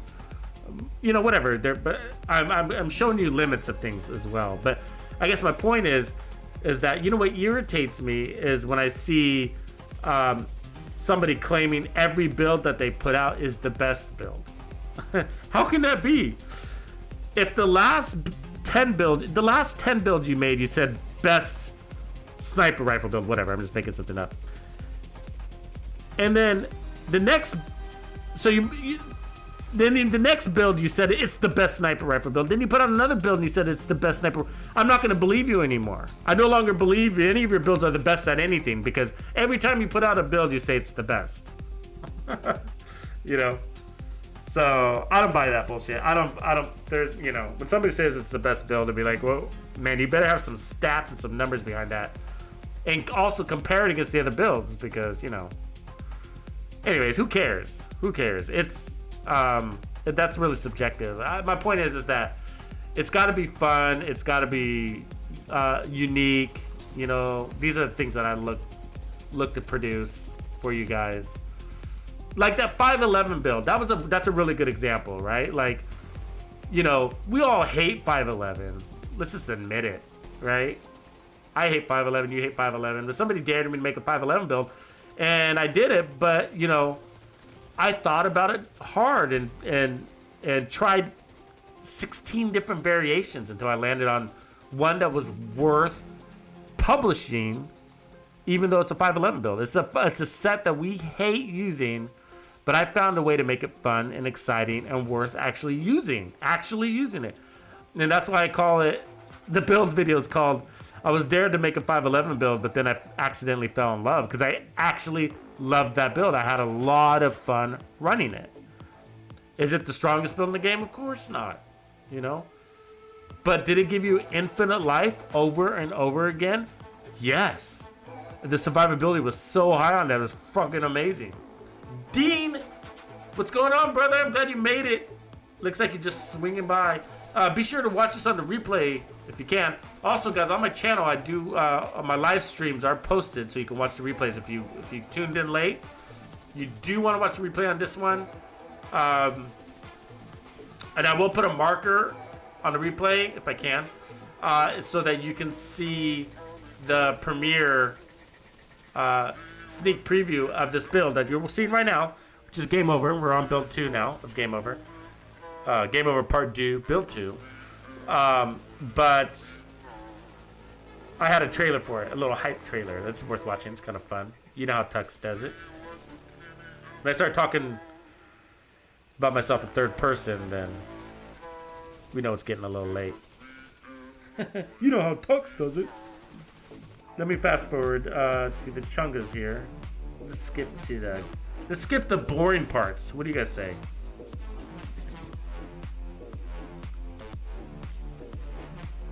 The grenades coming my way. Okay, here come the chungas. So first the rushers and then the chungas. You see that time to kill though? That was pretty crazy.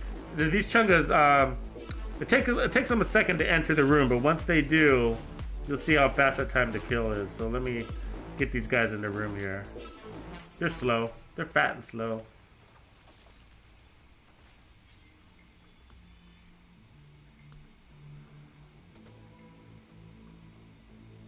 Yeah, okay, here he comes.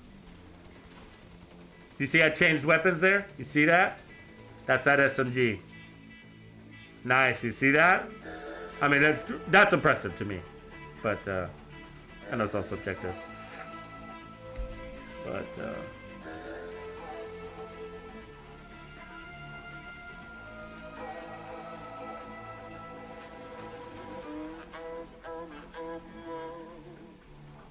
so I'm gonna skip ahead. Let me see, let's jump into some group play here. This is just more solo stuff. The garage is a little painful, you know how it is. They're launching grenades at me and they're launching drones, waves of drones. But we got through it. We got through it all. So, a little bit fun. So skipping ahead, you see me skip ahead. I'm gonna get to this, I think I have either Capitol building next, which is pretty cool to see. Nope, we got the group play. Okay, so here's a group play. So, random group play. Just started, so we're in the first wave.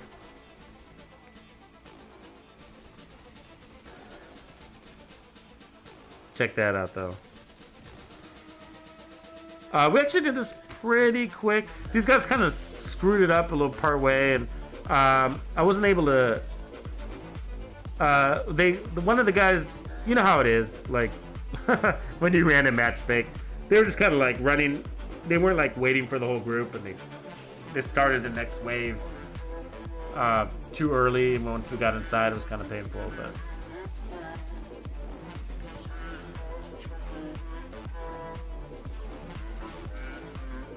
Cat's Meow, you can only make so many builds. Glad you do what you do. Been watching you for a long time.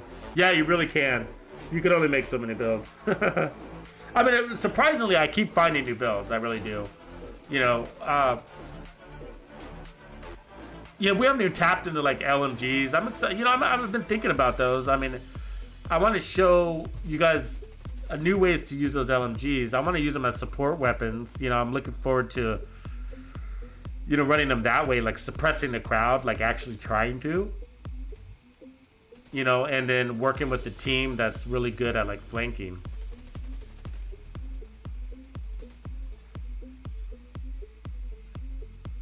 Zerther, welcome to the stream. That's what I was looking for. Like, aside from your build, how do you work around the proper movement, timing, and positioning? Thanks for pointing out some tips, Tux. Yeah, you bet, man.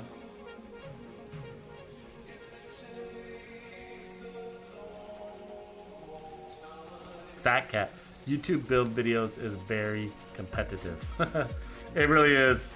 It really is. You know, I mean, some of it's about, you know, to entice people to click on a video. But from there, you got to follow through. I mean, if you say your build is it's the best build, and then you watch it, and it's like, oh, it's just like the last build. I mean, I don't even see the change. The thing is that, you know, there's just not enough content creators in the Division 2 to really help set the content creators apart. You know, I think that just the community is so hungry for content that we're all watching every Division 2 video that's published, and so even for you know, these people that aren't really putting too much thought into their videos or their builds, or aren't serving the community in the best way, I should say, you know, are getting just as much attention as, you know, the strongest YouTuber that covers the Division 2. They're getting the same amount of attention, and that's just because we don't have enough people covering the game, you know. But if you go to other games like Call of Duty and whatever, there's a big separation from the best and the worst YouTube content creator covering that game. A big separation. Separations by millions of followers, right? Empty Zen, appreciate you, man. Thanks for the super chat. Looking good, hermano. Keep up the good work. Appreciate you, Empty Zen.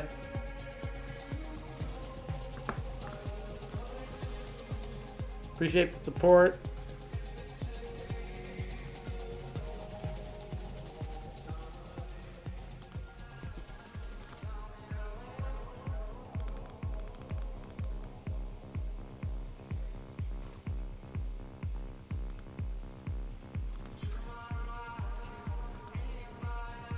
Dutchie's heading up tonight. Yep, we're getting close to the end of the stream too, actually. So,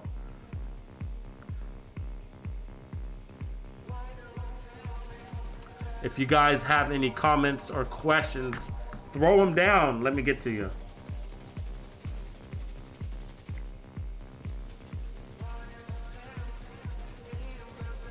So one of the guys I'm running with here is a tank, and he does a pretty good job most of the time. But he did happen to go down here in this section, which was sort of a pain. And that's sometimes why I mean, what he was doing wasn't necessarily wrong, but it's mostly like if you're not on comms or if your team isn't aware of what you're doing, you shouldn't be doing it. But what he was doing was try to run ahead and catch the enemies in their spawn points, but he'd be so far ahead from us. He would die, and then that's not serving the team at all, right?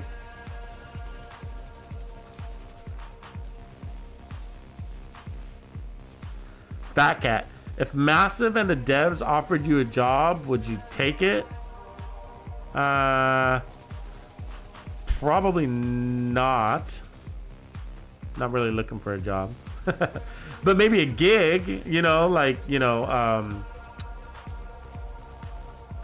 I don't know. I mean, I like being independent. You know, I don't, you know, if I was tied to Massive, right, then I would have to be supportive. Hey, Cats Meow, 511 is not raid only. 511 you can get basically anywhere.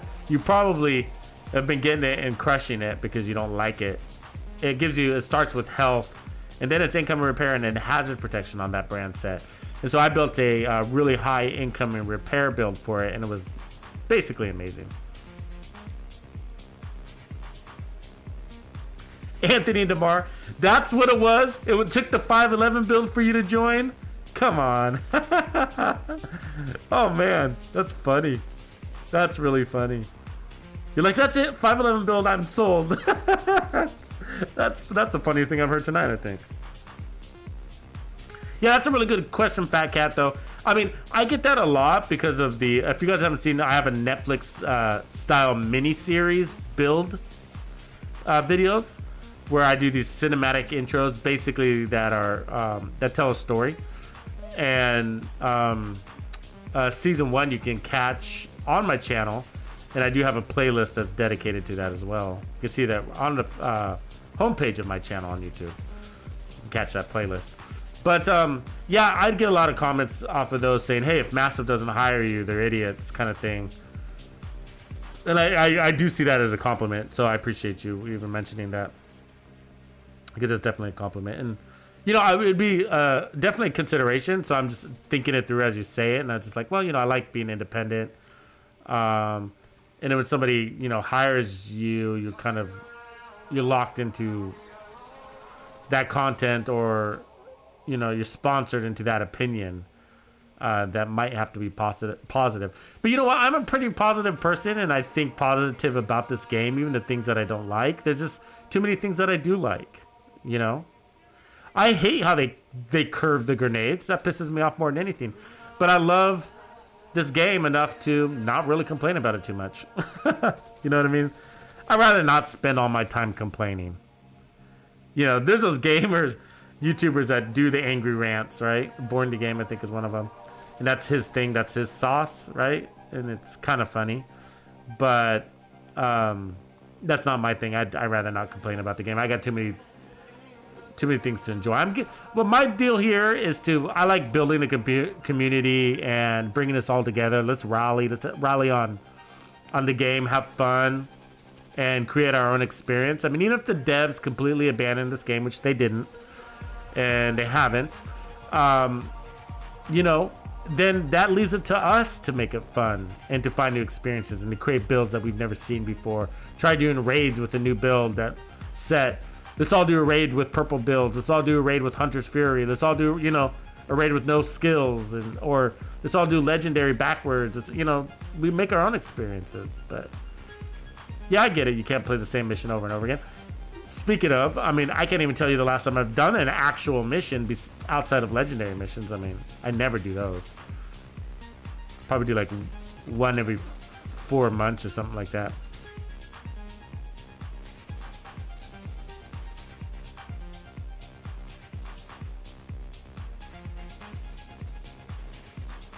Yeah, those classified, good point, Michael. I mean, I would love for Massive to make heroic level for those classified assignment missions that are in the game, he says. And I agree.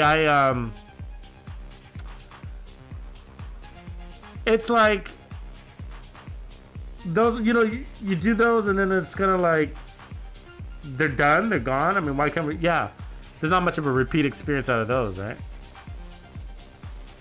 We'll see what they have in store for us come February. I think it's going to be something good.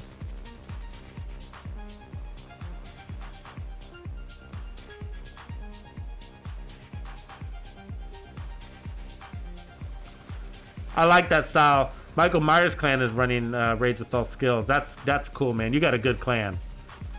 I mean, it's time. I mean, how many times have you guys cleared the raids, right? I'm sure you all have your weapons and whatever. I'm sure you don't need to do it. I was just talking about that with my clan. Like, we were playing Legendary, and actually in that scene that you saw where we were running it backwards and Roosevelt, and I was like, I don't need to beat this all the way. I don't need to do this all the way to the end. We all, how many times have we beat this? A bazillion times on Legendary? A bazillion, right? Like, I don't have to beat this. Do I get disappointed when we don't beat it? Sure. But if I'm playing it my way, if I'm dying my way, then I'm having a better experience, you know? When I play the game backwards or just do it differently, more aggressive, push, you know, try to do it faster or the different build or whatever. Playing a game my way, then I'm just gonna enjoy it better. I don't, even if we die because we're playing overly aggressive or whatever, you know, or we screw up, I'm cool with that. But if we're being pussies and we're just scared, so we never, you know, we just throw our skills in and never actually play the game and let our skills do all the work, or we don't change it up, we play it the same way we've always played it, like in Capitol Building, we always go to the tent with a medic. I mean, just like, oh god. Capitol Building used to be I used to be the worst. I used to hate playing it because it was always the same thing. You know, you throw your skills in the room and you all, you know, check your cell phone messages and then go to the next checkpoint and do the same thing. And it's just like, that sucks. I want to play. I don't care if I die, you know? Yeah, I mean, if you guys can get your clans to do that, man, talk some sense into your clan leaders and be like, hey, look, we've played this a million times. I've done this with my clan. And to the point where I've sort of stopped doing the raids because I was like, look, guys, I mean, I created the Iron Horse raid strategy for my clan. And that's because we had to. Nobody had completed the Iron Horse yet. We're talking like right when it was launched. And for the most part, they're still doing the same strategy for the most part. And that's, I mean, I get it. But it was sort of like, let's evolve. Let's do it differently. We got new builds since then, new weapons since then, new exotics since then. You know? Hunter's Fury came after that. The Capacitor came after that. The Memento came after that, right? Like, we have build sets that come with their own survivability now, armor on kill and whatever. Like, we don't need to have a medic. What if everybody had their own armor on kill, their own armor regen? You know. But it's my perspective. George, welcome back, man. Good to see you again. Hi, man. Have a good day, and I hope next week we have Heartland Dreams. Yeah, I don't know. You guys think we're gonna have Heartland next week? That doesn't sound right. You're not listening to the fake news, are you? The fake news guys that cover the Division 2? A lot of fake news. A lot of speculation. But last I heard, Heartland was coming out February 22 to 20, or fiscal year 22-23. Earliest being February. We did see February, that somewhere somebody had published February 22. So there is a chance that it could come out in February 22, but I don't know. What do you know, George? Do you know something we don't know? Am I behind? I don't like to speculate too much because it's like, that is why I call it fake news. Like all the fake news guys were talking about in this season that we'd see a new ending for Fei Lao, and then they spread it so much, that fake news. Sorry for using that word. I know it's sort of a political word, but I don't mean to be political. But it is fake news. The speculation is fake news, guys. You got to be careful because it started a rumor mill to the point where the devs had to tweet that, no, let me reset your expectations, community. There's not going to be a new ending. It all started from a rumor that from the fake news guys. Yeah, gaming news channels are kind of funny for me because it's like when there's no news, which is basically never news. I mean, you shouldn't have that much news on any particular game, right? Maybe like once a quarter. But like in between all of that is a bunch of speculation, fake news. You know, I call it fake news because it runs a rumor mill, and it causes a lot of disappointment and an anger in the community. That's the outcome. Because people get disappointed and say that the devs are abandoning them because somebody is setting up expectations for failure, right? And I don't think we need that. Let's keep it realistic, you know?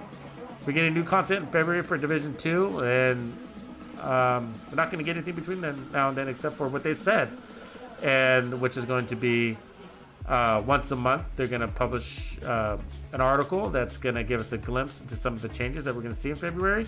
They're going to do an actual reveal in January of what we're going to expect in February.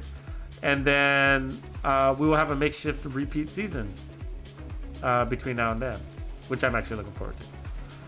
I do like that. I do like going through my reward tracks and conquering that. And then they say they're going to give us some of our favorite events. I want to see if they got that right. I'm curious. Also, we should be seeing, what is Reanimated coming next week? Is that right? Hopefully it's coming next week. I think on Tuesday we'll see the Reanimated event. And that's one of my favorites. So be ready to farm. If you're looking for Dark Zone exclusive gear and you hate going to the Dark Zone, the next week is your week because Reanimated is actually a really fun global event. And by playing it, you will be rewarded red stars by completing the tasks and whatnot. And those red stars you can spend on things like named item caches. And inside named item caches are named items, which also include named items that are exclusive to the Dark Zone, like the Hollow Man mask, the Death Grips 511 gloves, which are the best gloves in my opinion. I love those.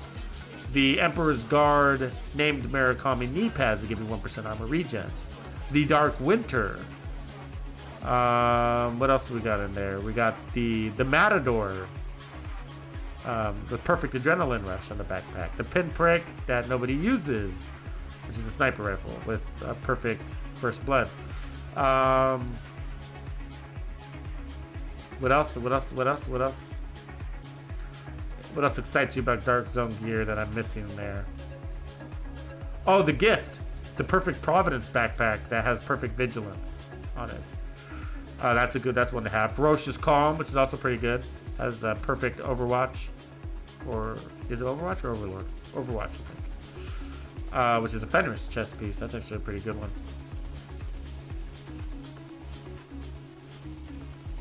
Especially if you get tired of using glass cannon all the time and kinetic momentum. George, it's a major update, is what we're expecting. Not an expansion unless, but they say it's their most ambitious update either in some time or ever.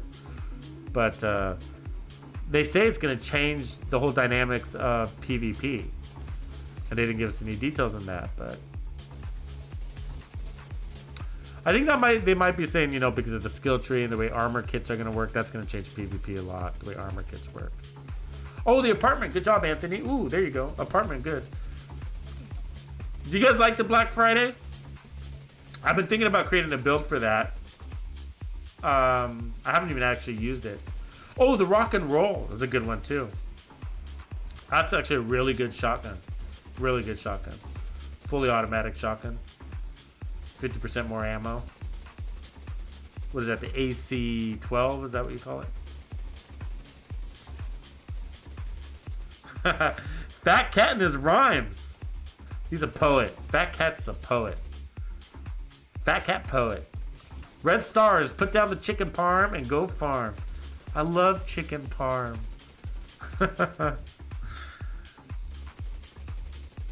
Yeah, PvP sucks right now, man. I agree. I've been complaining.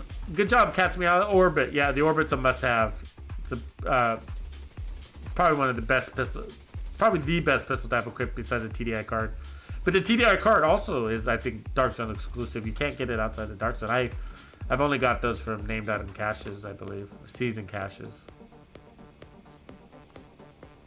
Yeah, the TDI card or the Orbit are what I usually equip. And then if it's not those, it's going to be the Regulus. Anyways, but headshot builds, I do have a few headshot builds, but those are really fun builds to use for the reanimated event, which is basically the zombie event of the Division 2. And you get rewarded for those headshot kills. It keeps them from reanimating. So I might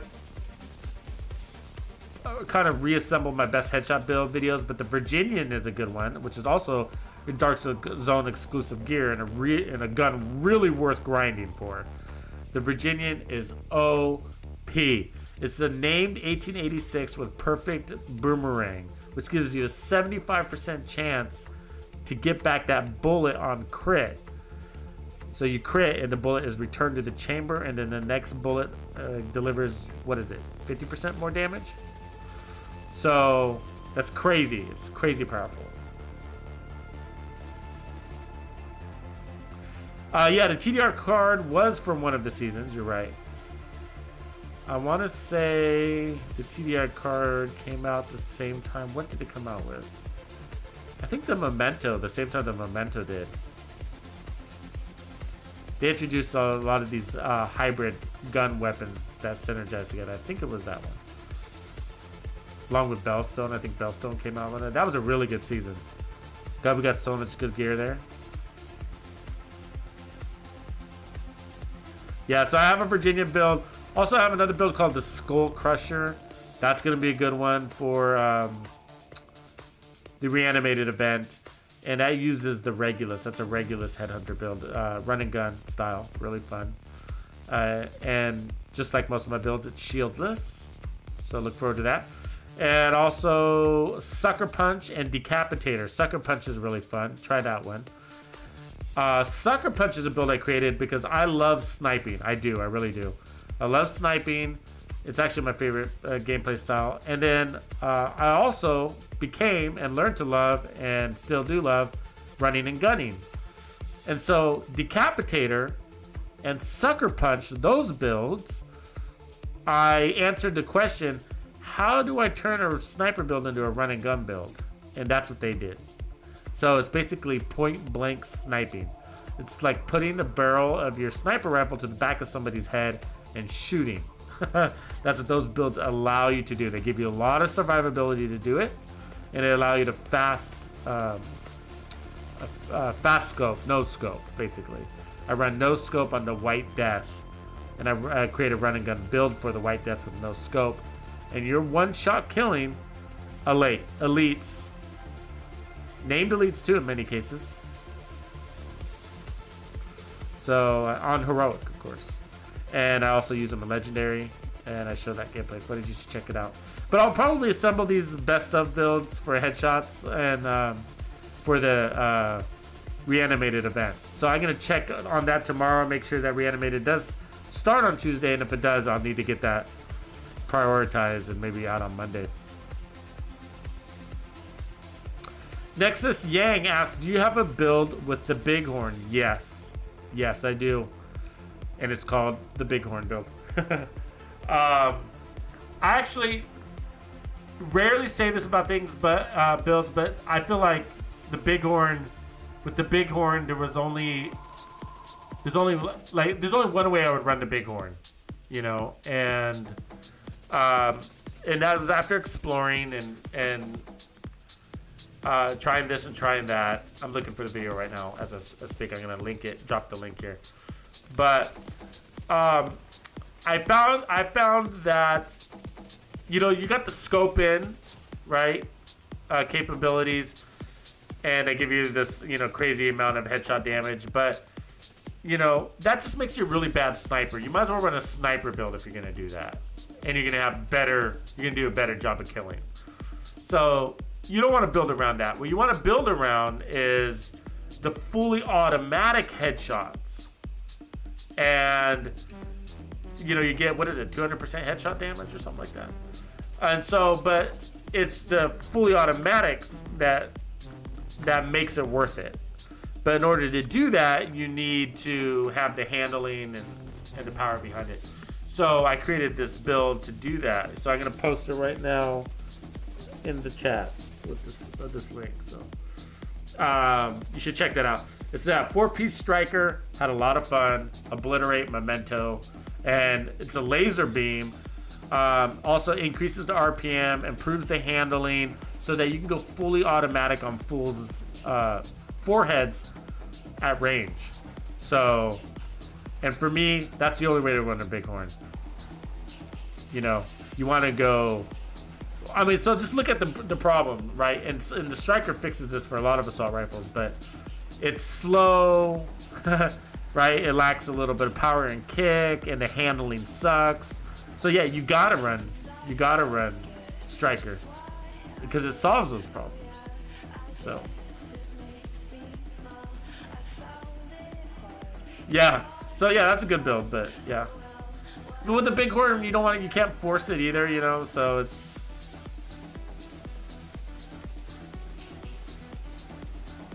You know, I wouldn't call the Bighorn exactly a run and gun build. Gun. It's not really that great for running and gunning. I feel like if you are, you're sort of forcing it. I mean, it's amazing. I mean, with Striker, you're doing a little bit of better job. But even if you're standing 2 feet away from an enemy, like literally standing in front of the enemy's face with your Bighorn, if you don't have all that handling in there, the gun just has so much kick and rise to it that you're gonna miss so many shots that it's not worth it. You know, you might as well run the Police M4 or something else. But I mean, even the Eagle Bear has better handling than the Bighorn. But I just don't think the Bighorn's suitable for running and gunning. And if you are gonna do it, then you do want to run the build that I gave you here, because it's a big, it's using the striker. And that's the best way to do it. But if anybody says that, oh, if you just play close range, then you don't need handling. That's not true with the Bighorn. You'd be surprised. You're probably down to like 33% accuracy, even when you're standing right in front of the enemy. There's a few guns that are like that. That you're standing in front of the enemy, and it's amazing how many shots you actually miss. So, good question. Appreciate you asking, brother. I love sharing my videos. I wish I could put more links in throughout the feed, but hopefully you guys are taking notes when I drop names of builds. And just so you know, that's why I name my builds usually. Obviously, the Bighorn is pretty direct, but I give names to my builds because it makes it easier for us to talk about them. So when I say Game Over, you know what build I'm talking about. When I say Slaughter, you know what build I'm talking about. Limitless, you know. It makes it easier. It's fun. It's fun to name them, but it serves a purpose. It's so that the community can have conversations around these builds, and we all know what we're talking about. Rob Davey, good to see you. Glad you made it. PvP is full of status and skill builds, and OFC the Lady Death. Of course, the Lady Death, yeah. I'm sick of seeing those Lady Death Intimidate builds, adrenaline builds in there. Michael Myers, for such a hard to get trophy, it sure is underwhelming. That is. You would think the hardest content would have the best item in the game. That's actually the biggest complaint, and the devs addressed it, and this is the version we got after that same exact complaint. You're bringing up exactly what we said. That was, which was like, hey, this is the hardest content in the game, Legendary, and the gun that we get, we can't even use it in Legendary because it's not good enough for Legendary. I think that if we beat a Legendary mission, we should get a gun that can hold up in Legendary. And it's better. They did rework it to make it better, but it's still not good enough. Yeah, I feel like it's missing a little something. I mean, it's alright. It's alright. But there's just, assault rifles is a tough category. There's so many good guns out there. I mean, let's think about the Eagle Bearer. I mean, how weak is the Eagle Bearer? Which is funny because I think the Eagle Bearer just has a lot of hype because it's like it's an assault rifle, which, good middle of the road gun that everybody loves, right? Gun variation, whether SMGs, shotguns, everybody loves a good assault rifle. And then it's an exotic assault rifle on top of that, and then it's locked behind a raid. So I think that's why I think it's sort of like the golden unicorn or whatever whatever your terms are, but which is why people say it's the best exotic in the game. But I really don't think it is, guys. I really don't think it is. I mean, it's like got a higher end base damage, but it's got the talent is defensive, right? It's not an offensive talent, it's a defensive talent. I mean, it gives you a little bit more accuracy. I mean, that's technically offense, but it gives you that immunity. But the crazy part is that you only get that immunity. It's sort of like the Bighorn situation. You only get that immunity if you get a headshot kill. And then you still don't have the immunity. It's like pretend immunity. Because if you don't get 2 more kills in 10 seconds, then all the damage you took in that time hits you at once. And the gun kills you. The problem is, just like the Bighorn, which is you give us a legendary gun that's not good at legendary.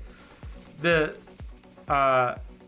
Eagle Bearer is the same thing. You give us a gun that requires us to get 3 kills in 10 seconds, and it can't do that. It can't do it. Hard for your money. You know what I mean? And it's easier with other guns. So when you're using the Eagle Bearer, you're just like, you're really forcing it. You got to overload that's just to get those 3 headshots. But anyway, so I created an Eagle Bearer build series, but I also compare it. You'll see it in that video if you watch it. And it's worth a watch because it's actually pretty entertaining. But I show you the poor man's Eagle Bearer. So if you guys have not gotten your Eagle Bearer, or if you can't do raids, or you're never going to do a raid, or you're doing raids and you just haven't gotten your Eagle Bearer, then you need to watch that Eagle Bearer build video because it's got the poor man's Eagle Bearer, which I actually prove, or in my opinion, is better than the Eagle Bearer, and I show you why in that video. I do side by sides with it. So here's the build with the Eagle Bearer. Here's the build with the poor man's Eagle Bearer. So basically, I run the same assault rifle variant that the Eagle Bearer is built on, and then I put on preservation instead of the Eagle Bearer's talent, of course, because I can't put that on there. But preservation gives you, again, we're going for headshots, 20% armor and kill. So would you rather have that immunity that only happens if you get 3 chain kills in a row, or 20% armor and kill without requiring chain killing? And if you do get 3 kills in a row, you're getting 60% armor on kill. What would you rather have? Well, that armor on kill is going to be more consistent. So that's the right answer. I'll just tell you. Biko says, my vote is the capacitor. The capacitor is better. I agree. The capacitor is amazing. I feel like it's the only gun I'm using lately. It's such a good gun. It opens up a world of possibilities. It really does. mostly because it takes power from skill tiers, so that allows you to. Yeah, I mean, just running the memento on it, even if we were running an all red build and the memento, you know, the memento's got a skill tier and a weapon damage core, so you know, right there you're doubling up on the capacitor, its power output. So yeah, no, the capacitor is really good assault rifle. Otherwise, I do like the chameleon. I like the chameleon. You should check out some of the chameleon builds I've created. That gun smashes. But what about man bear peg? Empty Z. What is that, man bear peg? Is that like another? Is that a variation of the eagle bear? Somebody says something about the ravenous. Oh, Rob Davies says ravenous is good, but not worth the hype either, in my opinion.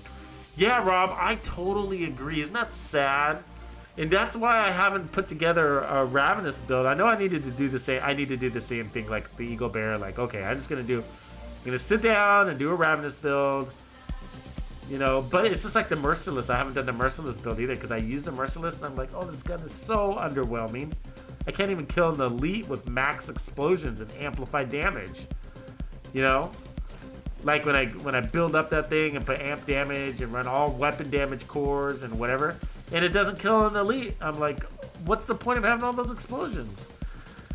You know, it's gotta like you gotta do so much to kill an elite with it. It's like ridiculous. But the ravenous, the problem that I have with the ravenous is the whole point of that weapon is to switch shoulders to get those buffs. But you can't do that from cover. It doesn't let you do it from cover or when you're shooting around corners. And this is a cover-based game. And the gun doesn't have an RPM, and it's not strong enough to run and gun with it because it doesn't have the RPM to do that. And it's sort of clunky to switch shoulders while you're running and gunning, right? I mean, you could sort of do it. So it's sort of made for a no-shield tank build in a way, right? You get massively punished for being out of cover in this game.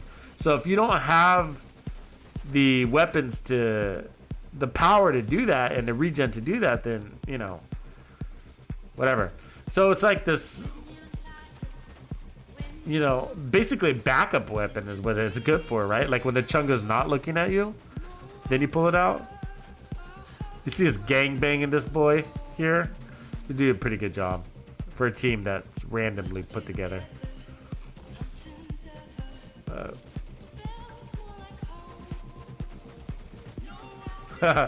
Lorenzo likes how you roll, Fat Cat 1775.